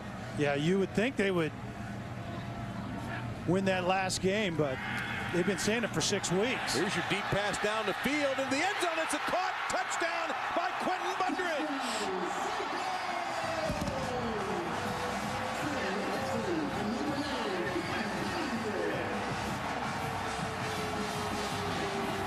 Iowa State has been running it really well, and then it's just a go route right over the top, and top of Bundridge gets on top of Chestnut, number 16. West Virginia has had incredible problems outside covering vertical routes, and that's a perfect example of it right there. That's the longest touchdown pass of Richardson's career, 35 yards. He has 6 touchdown passes now, going back to when he took over early in the Kansas game last week. And into the wind. What a gorgeous throw this is by the redshirt freshman from Winter Park. Iowa State on top for the first time today.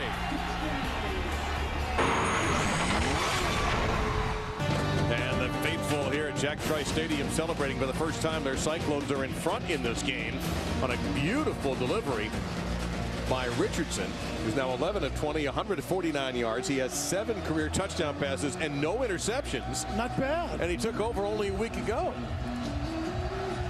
Not bad at all. So into the breeze. Look at that kick just hang there. And that's going to set up Tavon Austin. Makes one miss, makes two miss. Looking for a block. Now he'll take the middle. And he's had enough. Tavon Austin needs a break. We'll take it with him. Welcome back, everybody, as Iowa State is on top of West Virginia. Just take a look at how it happened. West Virginia wants to protect their corners with the safety. The play action forces one-on-one outside. The safety gets out of position, and Richardson throws a dart perfectly downfield, finds Brundridge. West Virginia wants to protect their guys outside. That's a great way to isolate them on play action pass, try to get that safety down in the box. Now let's see how West Virginia reacts. This is a different formation than what we've seen. Geno Smith looking deep down the field. He goes down the field, long throw, knocked away at midfield. There you see Jeremy Reeves getting a hand in front of Stedman Bailey. 2nd down and 10. And that breaks 12 straight completions for Smith. And Jeremy Reeves does a great job. It's Bailey is running the deep over route, and then the catch-up speed right at the very end. Perfectly played by Jeremy Reeves. Now again, this time West Virginia has the win and is at their backs, as opposed to what you saw Richardson throw into the wind for the touchdown. Back to the ground. And not a lot there. That's Austin on the carry. Willie Scott, a redshirt junior from Orlando, in there to make the stop. 3rd down and about 8 coming up. And how about how Iowa State is defending Tavon Austin as a running back? And Oklahoma couldn't do it, obviously, last week. Well, they didn't know, to be fair to them, they didn't know it was coming. And that's what I was going to say. The preparation that Iowa State has had to think about it certainly has made a difference here this afternoon.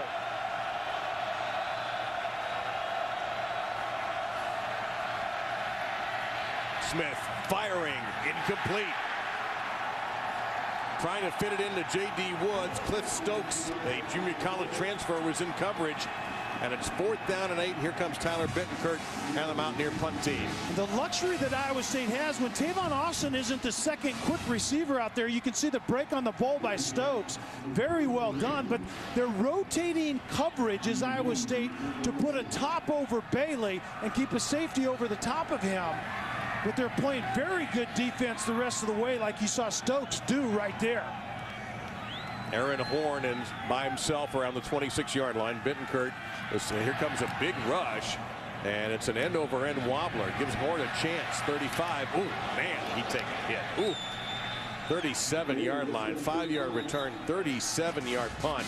The West Virginia Mountaineers say they have the ball, but the officials say it belongs to the Cyclones. Horn really got drilled. Glad to see that he's up. And I don't blame him for being a little bit wobbly, because he really got belted. Yeah, right at the very end, his Horn's going down right there. Well, that's dead on helmet to helmet. Wow, that was brutal. No flag on that play. That's undoubtedly what may have led to Horn leaving the ball on the ground for a second. From the 36-yard line, good field position for Iowa State. West Virginia just now getting their defense out there. And remember, West Virginia has been defensively challenged this year.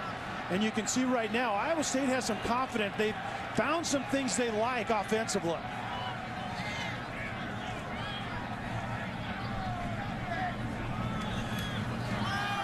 On the ground, here's James White. White breaking a tackle and is dragged down finally by Terrence Garvin. Looks like he's going to be a yard shy, gain of 9, 2nd down and 1. And Iowa State right now is saying this: if you're going to keep your safeties deep to cover your corners, it's a favorable run look for us. We're going to run the football. And they're going to try again with White. This time he is swallowed up. Very close, but if you go by that official coming to your screen right now, they did not make it. It's going to be 3rd down and short, and really short.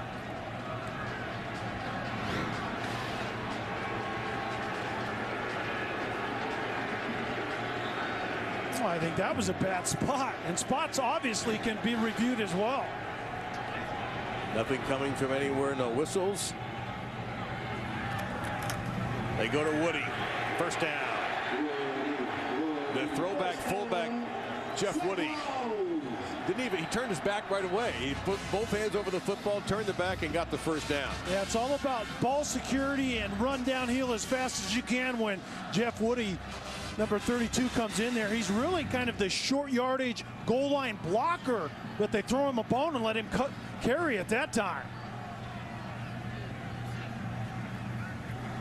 And here's a reverse to Jarvis West. Well covered by West Virginia. Darwin Cook made a ton of tackles from his safety position, number 25 for the Mountaineers, and then lost about a yard on that. It'll be second down and 11 coming up for the Cyclones. And Josh Francis did a really nice job. He was actually the edge defender where that reverse was coming to. He made it go back inside and then very well defended inside as well. Fast moving third quarter. We're down to 2 minutes in this period. West Virginia led at halftime 17-14. Richardson has hurt West Virginia with his feet, lobs one to midfield. It is knocked loose, incomplete, closing very quickly. Nick Kiatowski, he saw that play coming. Richardson kind of hung that one up a little bit. And once again, the quick pressure inside. You can see West Virginia rushing for getting the quick pressure, and Josh Francis probably got held right there by Jacob Gannon. That wasn't called, but the quick pressure inside forces Richardson to throw off his back foot. So James White shaking up on the play. He was the intended receiver. We love college basketball. Of course you do. The 14th annual ACC Big Ten Challenge kicks off Tuesday on ESPN with the doubleheader. This is awesome. Number 16 NC State versus number 4 Michigan. CJ Leslie, Tim Hardaway Jr. Then at 9:30, UNC and Indiana square off for the first time. You're going to have that James Michael McAdoo leading on the Tar Heels against Cody Zeller and the Hoosiers. Then Wednesday, the Spartans and the Hurricanes. And also you're going to get the Buckeyes and the Blue Devils. Wow, that's such a great challenge.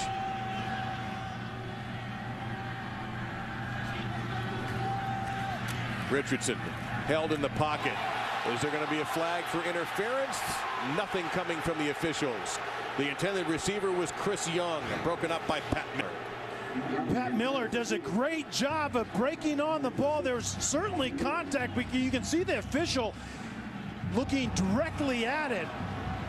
It wasn't egregious, and it didn't change the ability for the receiver to get through the football. I think that's great coverage by Pat Miller. Well, I can tell you haven't played quarterback in a while. I'm just thinking if that was you who threw that pass. What did I just say? I want that tape. It's marked. Always pass interference. I can't believe it. This is an NFL quarterback right here who just defended completely gone off my rocker. Vanderkamp on a fake.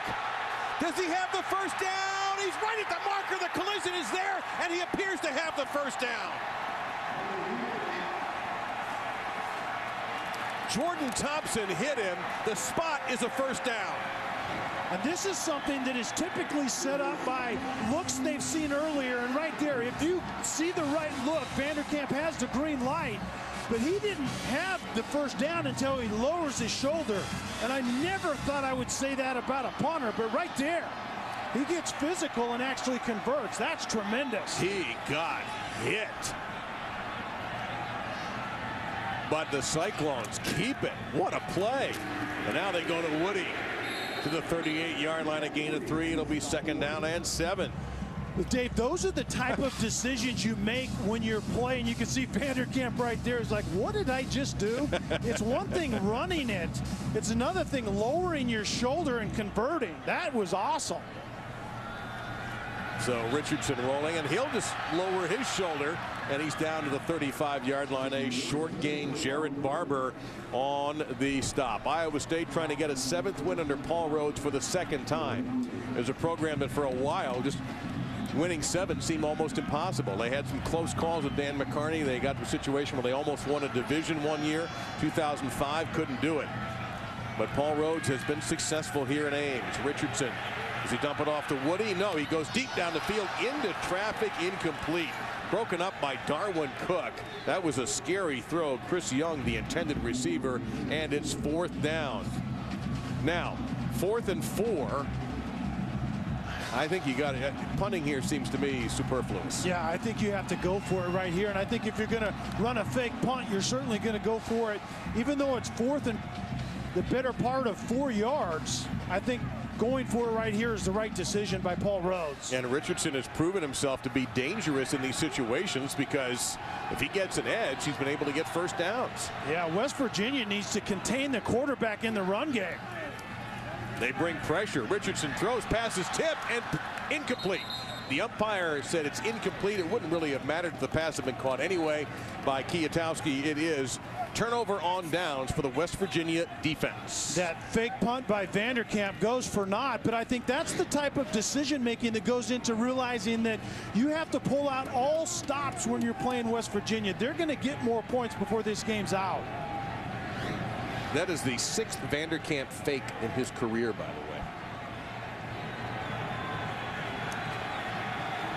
So now the fans here in Ames, and it's not a pretty day outside. It's pretty in the clouds, but cold in here. And these folks have stayed bundled up, cheering on their defense. This is Sean Alston. And that's the way he has run all afternoon for West Virginia. Stops the clock with 9 seconds to go after that first down. And Alston is now over 100 yards, 102 on the afternoon here in Iowa State, and that will be the end of our quarter. We've got a wonderful Big 12 game here. West Virginia trying to end a 5-game losing streak and get to bowl eligibility. Iowa State's already got their 6 wins. This presentation of college football presented by Kay Jewelers will continue after this message and a word from our ABC stations.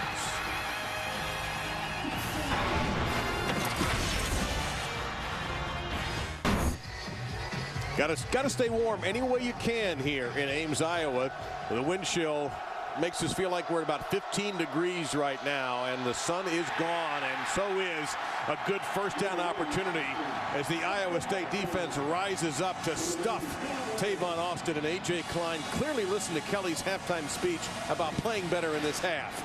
And they needed a big half out of him. You can see him running right through the hole, and he's helped by very good play on the defensive front line, but 47, A.J. Klein is a different player here in the second half. Yeah, Roosevelt Majit was also in there. And then straight ahead, they go to the power back with Alston, and he gets it almost all back.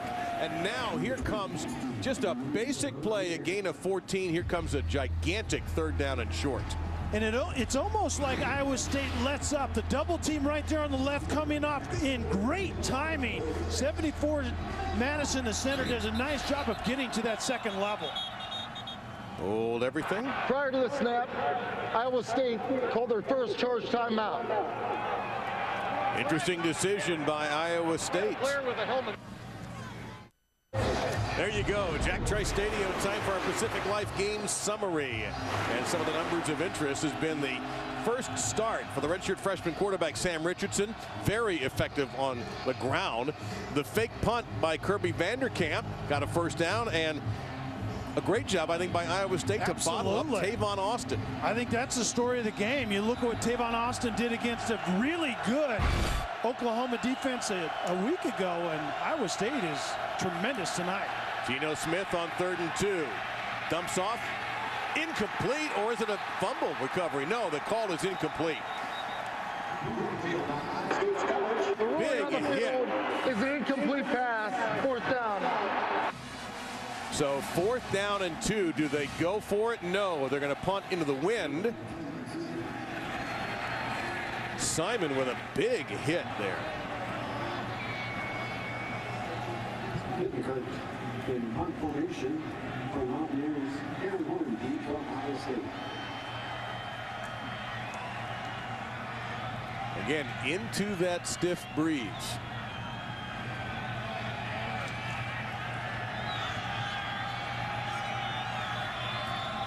A little bit of pressure.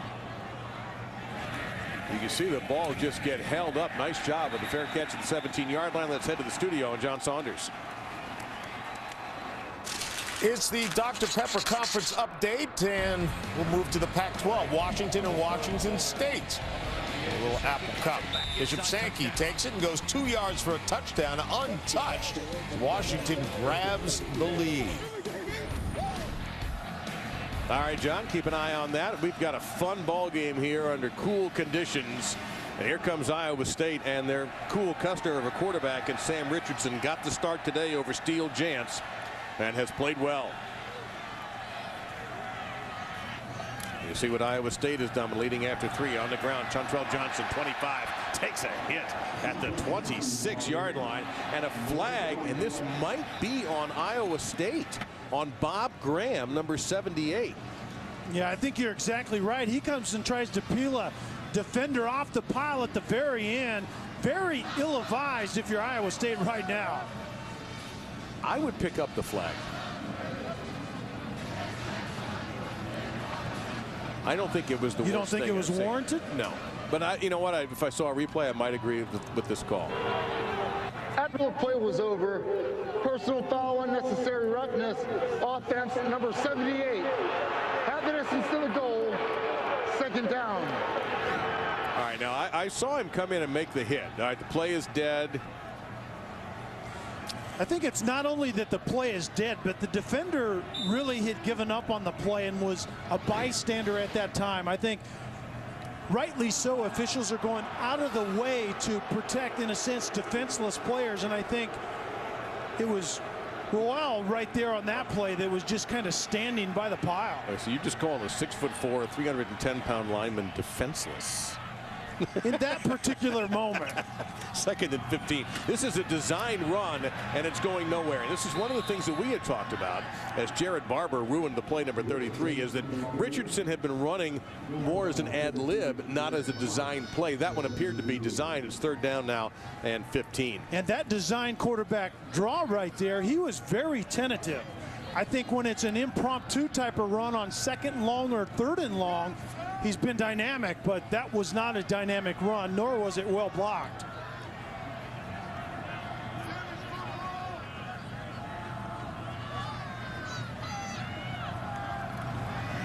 Pressure from the edge. Richardson wisely steps up, takes off. He'll get hit. He won't get the 1st down, but he'll make it a little bit easier for Kirby Vanderkamp. Doug Rigg in there on the stop for West Virginia's defense. And see, this is the downside of Richardson giving up on plays a little bit too early. You can see right there, he takes a pretty good pop at the end, but he actually had some things to work with down the field. But not only does he scramble early, but he does not keep his head down the field to see open receivers when he broke contain. Here's a risky proposition now. You're going to be punting to Tavon Austin. You're a great kicker in Vanderkamp. And the left footer gets up a high sideways wobbler. Austin, what's he going to do? From the 33. Austin 45, Austin 50, 45, 40.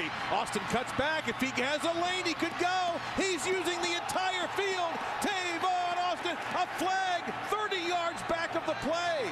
And now the umpire, or the back judge, runs it up to the 26-yard line. There is a flag down on this return. And the reaction by Tavon Austin says it all. Yeah, West Virginia is going to get called for the hold. During the return, holding, receiving team, number 9. 10-yard penalty. West Virginia keeps the ball, 1st down, timeout. So a 68-yard return is wiped out on the penalty by K.J. Dillon. Dana Holgerson is clearly not happy. Was it a hold? You can see for yourself. Watch number 9 in white. And the thing is, yeah, right there, and it wasn't something that Tavon Austin actually needed at that point in time in the play. He was going to get outside once again and take it to the house. That's a shame. So the ball is marked at the Iowa State 36. However, it's still an impactful play by Austin. So how do you attack if you're West Virginia here? They give it to Alston, and he'll get across the 35 and spins to the 34-yard line. See on the bottom of that pile, Jeremiah George and David Irving for the Cyclones defense of Wally Burnham and Paul Rhodes. And Alston was going more to the edge that particular time. He's at his best when he just gets north and south immediately. But Geno Smith has to make plays in the passing game. And where is Stedman Bailey? I know he's down here, but does Geno Smith find him? He was looking there. Now goes the other way. Long throw, and J.D. Woods makes the grab, and it's out of bounds and a 1st down. That is a difficult throw there, no? That's an NFL-style throw, and it's not only does he go through his progression, he comes off Stedman Bailey to the left, and then a long out route driven into the wind, and he's accurate and he's on time. That's tremendous stuff. I do think one thing, Kelly. I've noticed the flags at the top of the stadium don't seem to be quite as crazy as they were this afternoon. Now that we're past sundown here in Ames, Iowa. You have to use Austin right there in this situation. Nobody over the top of him.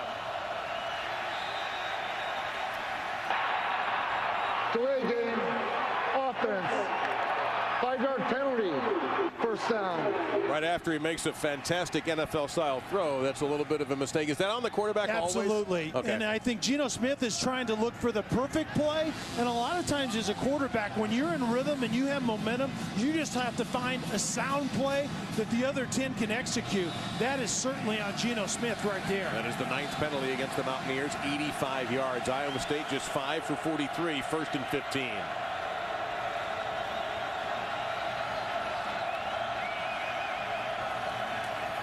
Quick screen. They go to Austin, and there's Klein who hurls him down. They love their wrestling in Iowa, and that was a 2-point takedown. That's a gain out to the 24 of 6. It'll be 2nd and 9. This is what I think Geno Smith was trying to get to, just the quick screen, the quick throw to Tavon Austin. Nobody over the top of him, and expecting to defend him from the inside, which Klein did eventually. Austin is open underneath, and there he gets it. One-on-one. He's tough to beat. Gets by one and gets a solid collision with Jeremy Reeves, and then some pushing and shoving afterwards, and the officials quickly able to break it up without having to throw a flag. Well, the beauty of having Tavon Austin in motion is eventually he becomes an incredibly dynamic outlet receiver. He's not even in Geno Smith's thought right there until he needs him extremely late. 3rd and 3.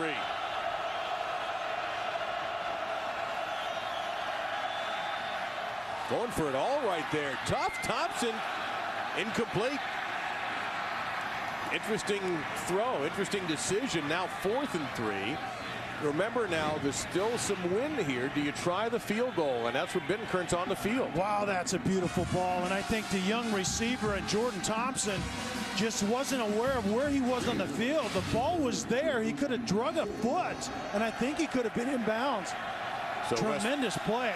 West Virginia hasn't scored a touchdown since in the 2nd quarter, but Bittenker will try to give the Mountaineers the lead back. It doinked in this time. 3rd time we have had a field goal hit the upright. That's the first one that's gone in. West Virginia barely regains the lead. Tyler Bittenker giving thanks to everybody for that kick.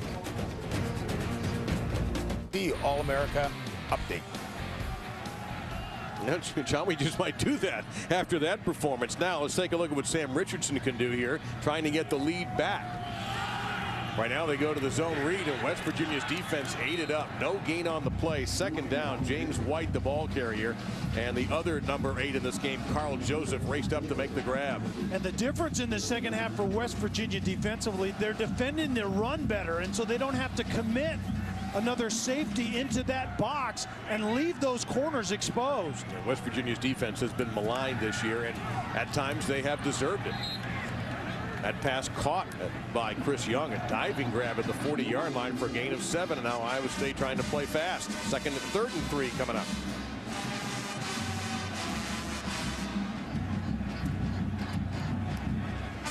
Way better than average today for West Virginia.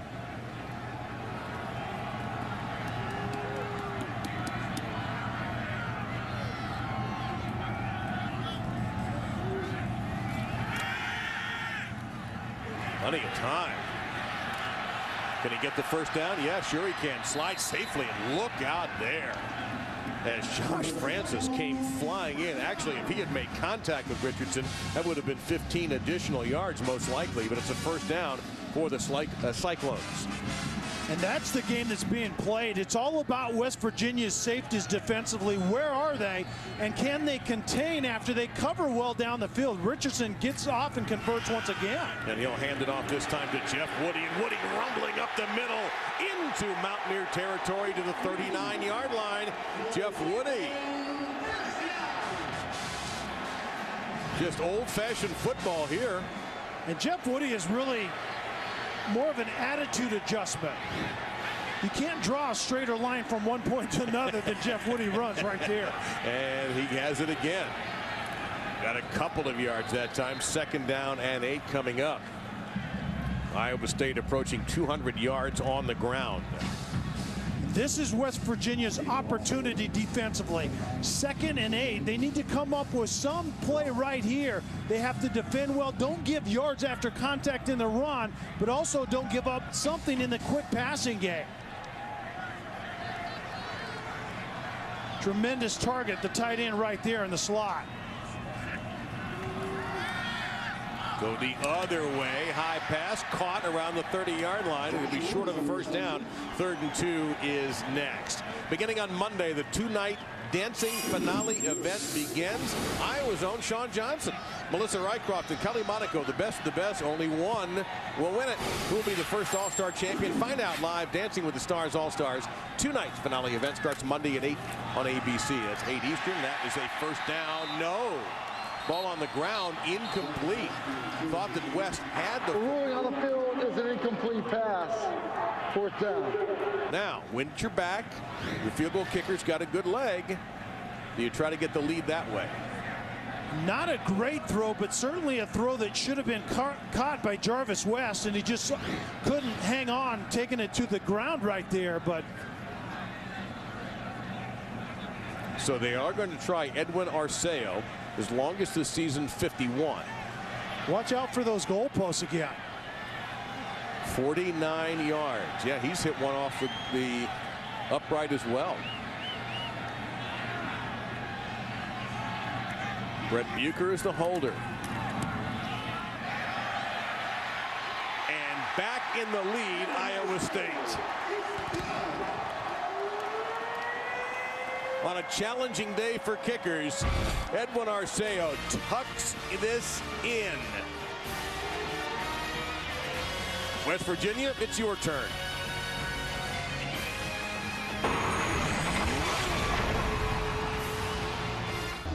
And let's revisit Kelly Stauffer's thought about this game. I believe you said you like USC tomorrow night. I like USC tomorrow night. Okay. I like the talent that USC has, and I think that Notre Dame's run of close calls comes to an end. All right, we'll find out tomorrow night. Without Barkley. All right, that's a bold prediction, my man. Tavon Austin will fake it and then take a knee, as we will not fake a visit to the studio. Here is John Saunders. John? Well, it's the Dr. Pepper Conference update, and in the SEC, LSU still has a chance to get to the championship game. They need some help. They needed to beat Arkansas. Tyler Wilson with the last chance for the Razorbacks. LSU wins, still alive.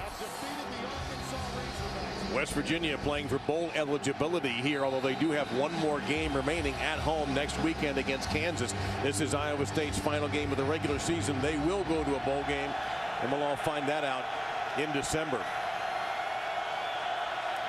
Right now, there's that little push pass to Tavon Austin. Look at the blocking downfield, and he may be gone. Austin is gone. No flags on the play. 75 yards.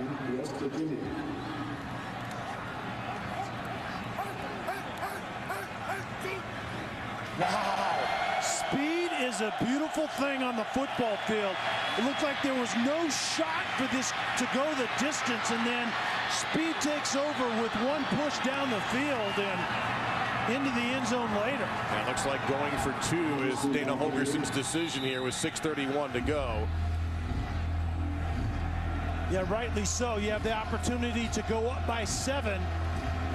The worst case scenario, you're down by 5, or you're up by 5. That's a career-long touchdown by Tavon Austin as a receiver. He has the ball now, trying to get to the edge for 2. And did he make it? Boy, that's close. He got it. He got it. West Virginia, one-play drive, 75 yards by Tavon Austin. My goodness. And watch Stedman Bailey, number 3, with the block. But after a while, just stand back and watch him go.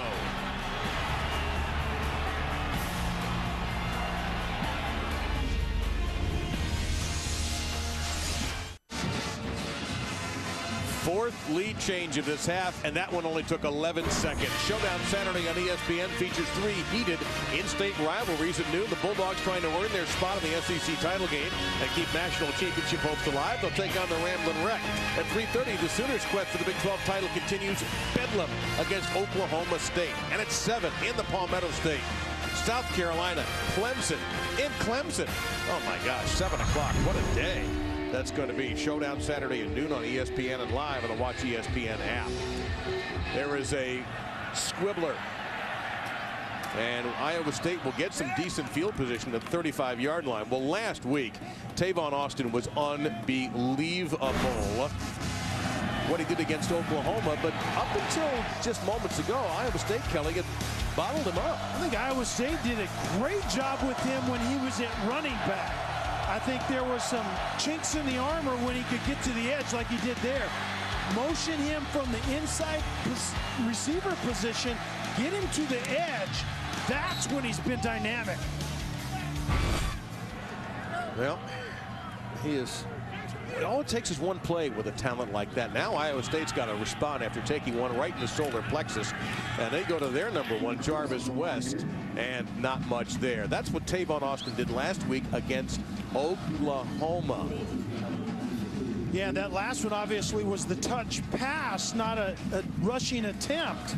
But Iowa State has been great against him, but that's exactly what the defensive coordinator Wally Berman told us is the one touch effect that Tavon Austin has.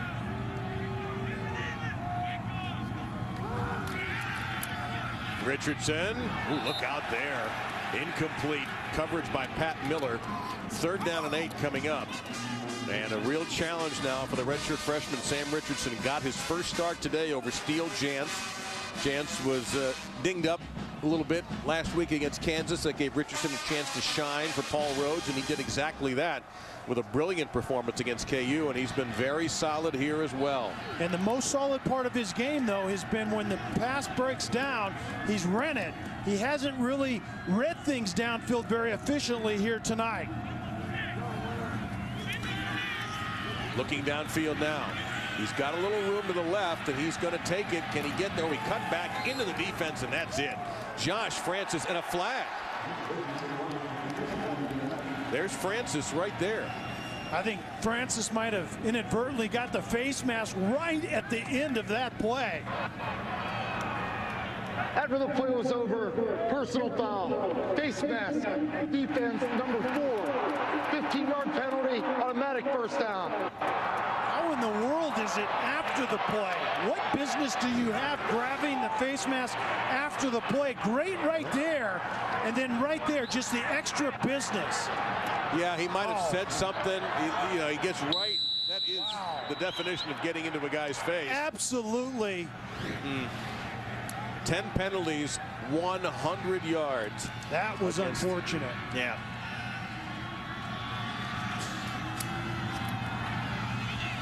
And Richardson on the zone read, tripped up at the 41-yard line by Carl Joseph, who saved probably 15 more yards. Instead, it's just a gain, not just, but a gain of 5, 2nd and 5 coming up.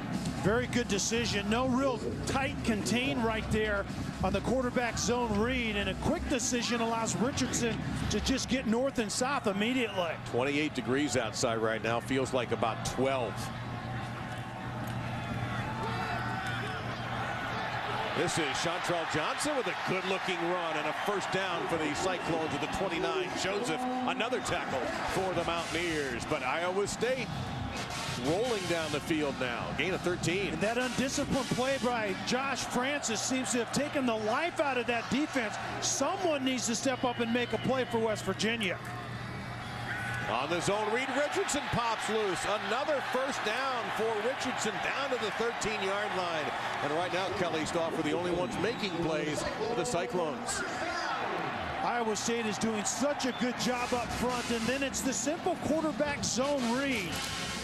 Fake the zone read outside, and the quarterback keeps it and gets up inside. Richardson, 119 rushing yards.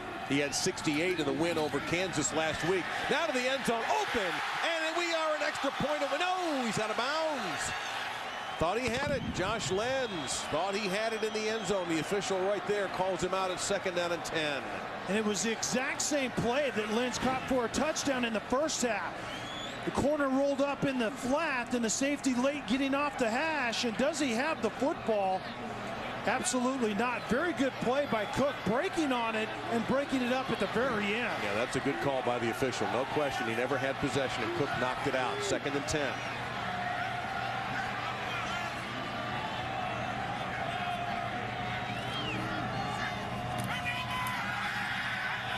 Under pressure, dumps it off, caught by Johnson. Johnson, no, incomplete is the The ruling on the field is an incomplete pass. 3rd down. And 3 officials came in motioning that the ball hit the ground, so it's 3rd down and 10. Dana Holgorsen encouraging his defense. Was this a good call too? And just the sudden throw when the pressure gets on him quick, and yeah, absolutely, that ball bounced. Those are the things that a young quarterback has a hard time with. I'm accurate when I know when I'm throwing it, but when the defense dictates when I throw it, sometimes my feet aren't right and an inaccurate pass at the other end. 98 Will Clark and Jorge Wright, or George Wright, number 99, coming in with the pressure.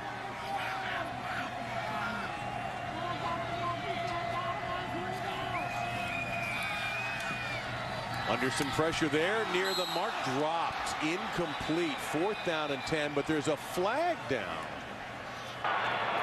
Personal foul. Hands to the face. Defense, number 98. Advances to the goal, automatic 1st down. Another incredibly costly penalty against Dana Holgorsen's Mountaineers. Yeah, Dana Holgorsen absolutely can't believe how this drive has been extended by undisciplined plays by his team. And the defensive end right there, the near defensive end right at the bottom of the screen. That hand under the face mask is exactly what the rule says, and what a bad time for it. 4th first down by penalty in favor of Iowa State. Now Basic, here's Woody. Drop the ball, and it's recovered by Carl Joseph. Is it a touchback, or will they call him down at the 1? On the field is a fumble recovered by West Virginia in the end zone for a touchback. 1st down. It was Cook who knocks it loose. And you were talking about the 2 hands on the ball. The defender comes up and literally gets his helmet on the football, and Woody coughs it up. But he didn't have 2 hands that time. You're exactly right. And that's the first turnover of this game. And does this ball actually get into the end zone before it's recovered? You're going to see Joseph, number 8. Well, I don't know how you're going to overturn that if this even under further review, under additional review, besides what has already been looked at by the replay booth. I think that ball's on the line. I'm not quite sure about that. Well, you know what? It's going to be Austin right here. That's what we're sure about, and he picks up 15. How unfortunate, but you talk about a sure-handed ball security back, and Jeff Woody is that guy. Kind of a short yardage goal line guy that you talked about. It old school fullback typically holds it with 2 hands, got a helmet right on the football. They gave him 14. All of a sudden, Tavon Austin is becoming a factor in this game. 64 yards on the ground and 99 in the air.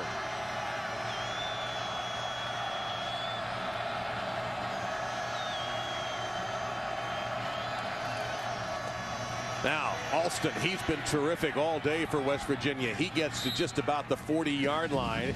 So you're looking at a solid 5-yard gain before Jake McDonough, number 94, made the stop. 2nd down and 5. And now Iowa State's got to start worrying about their timing here, Kelly. They have 2 timeouts remaining. Yeah, they burned 1 earlier. Remember that. So they do have 2. But the interesting adjustment I think Dana Holgorsen made in the second half, giving the ball to Tavon Austin, which is obviously a good idea. But give it to him from the slot position when he comes in motion. Iowa State had it figured out when he was a running back. They haven't figured it out when he's out at the slot. Alston has just tied a career high with 123 yards on the ground. That's Bailey in motion. And Alston stutter step, and he'll pick up 1 more. So he now has a career high. Klein on the stop, and here comes a timeout taken by Iowa State. They have 1 left. Second charge timeout. 3rd and 4 Iowa is next. State, 30 seconds. our hearts beat in the face of challenge. For without it, there is nothing. No character, no grit, no goals. Without challenge, there can be nothing. No discovery, no knowledge, no cures. For us, the challenge is everything. Without it, there can be no Mountaineers.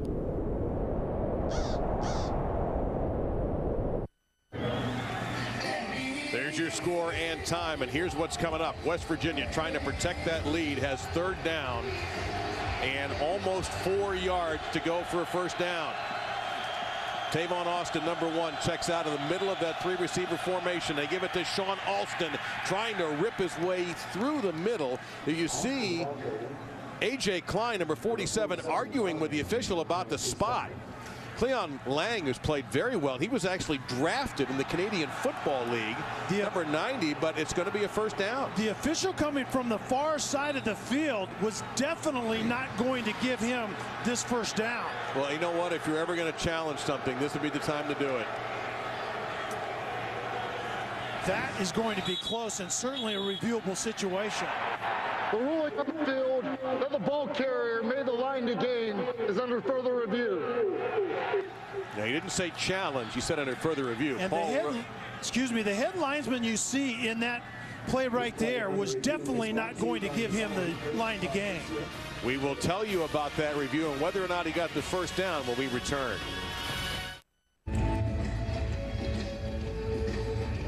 All right, here's what the replay booth is looking at. First down, no first down.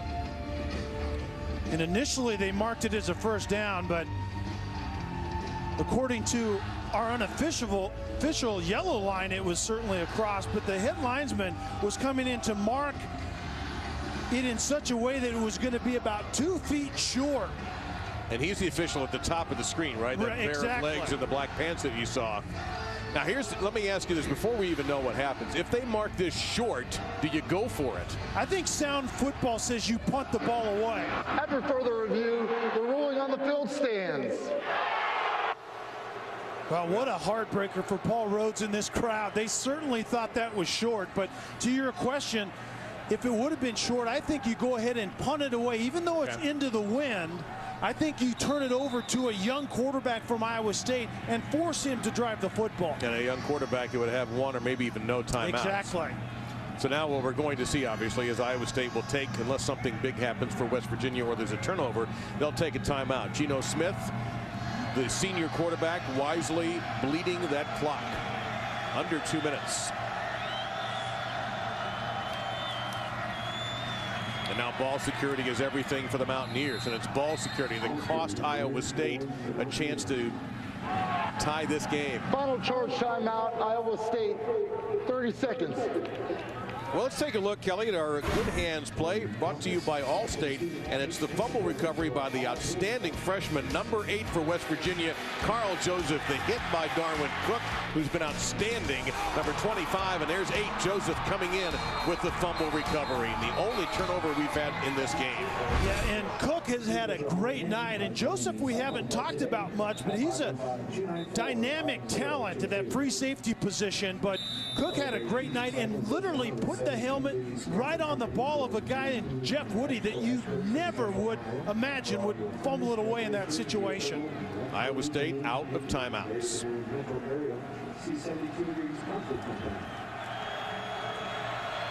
And there's a stat that will tell you after this play here into the Paul Rhodes era. And here's Austin. Now, he does not want to go out of bounds. He does want to get the first down. He is driven out of bounds by A.J. Klein, who's had a maniacal second half, and that is a compliment. Under Paul Rhodes, when the opponents for Iowa State score less than 24 points, they're 21-1. When they score 24 or more, they've only won 3. The scale just tipped. Yeah, there you go, right there, 3-24 when allowing over 24 points. Wow, is that talent? And here's another one. Since the year 2000, West Virginia, when they scored 30 points or more, they've won 80 and lost only 6. 3 of those 6 losses came this season. But they're going to win, and West Virginia heads back home bowl eligible. Iowa State goes home already bowl eligible. But still, this was one I'm sure they're going to look at plays. This is one that got away if you're an Iowa State coach or fan. Yeah, no question. They hand the ball to their big fullback, Jeff Woody, fully expecting ball security first and probably a touchdown. That was fairly well blocked until the low hit on Cook. But the last thing they thought is he would put the ball on the turf. So into the Cole Ames night, some of the faithful now starting to check out, maybe to get some shopping done. But an end of a 5-game losing streak, and a big play by Tavon Austin ended up turning this game in the favor of the Mountaineers. Really well played, excellent football game. Only one turnover near the end of the game, but Dana Holgorsen get that 5-game losing streak off of his back. And a lot of those guys, center among them is Geno Smith, that they've had a burden for sure the last 5 weeks, but they finally get it done after starting such an incredible year. It fell off the edge of the earth for 5 weeks. Well, they were the number 5 team in the poll. They haven't won a game since October the 6th. They were number 5 in the poll after those 5 weeks. They haven't been in the poll all this month. They dropped out November the 4th. So this for West Virginia really sets up a chance for them now to finish with 7 wins. They're going to be a heavy favorite at home against a struggling Kansas team, although to be fair to the Jayhawks, they are playing better.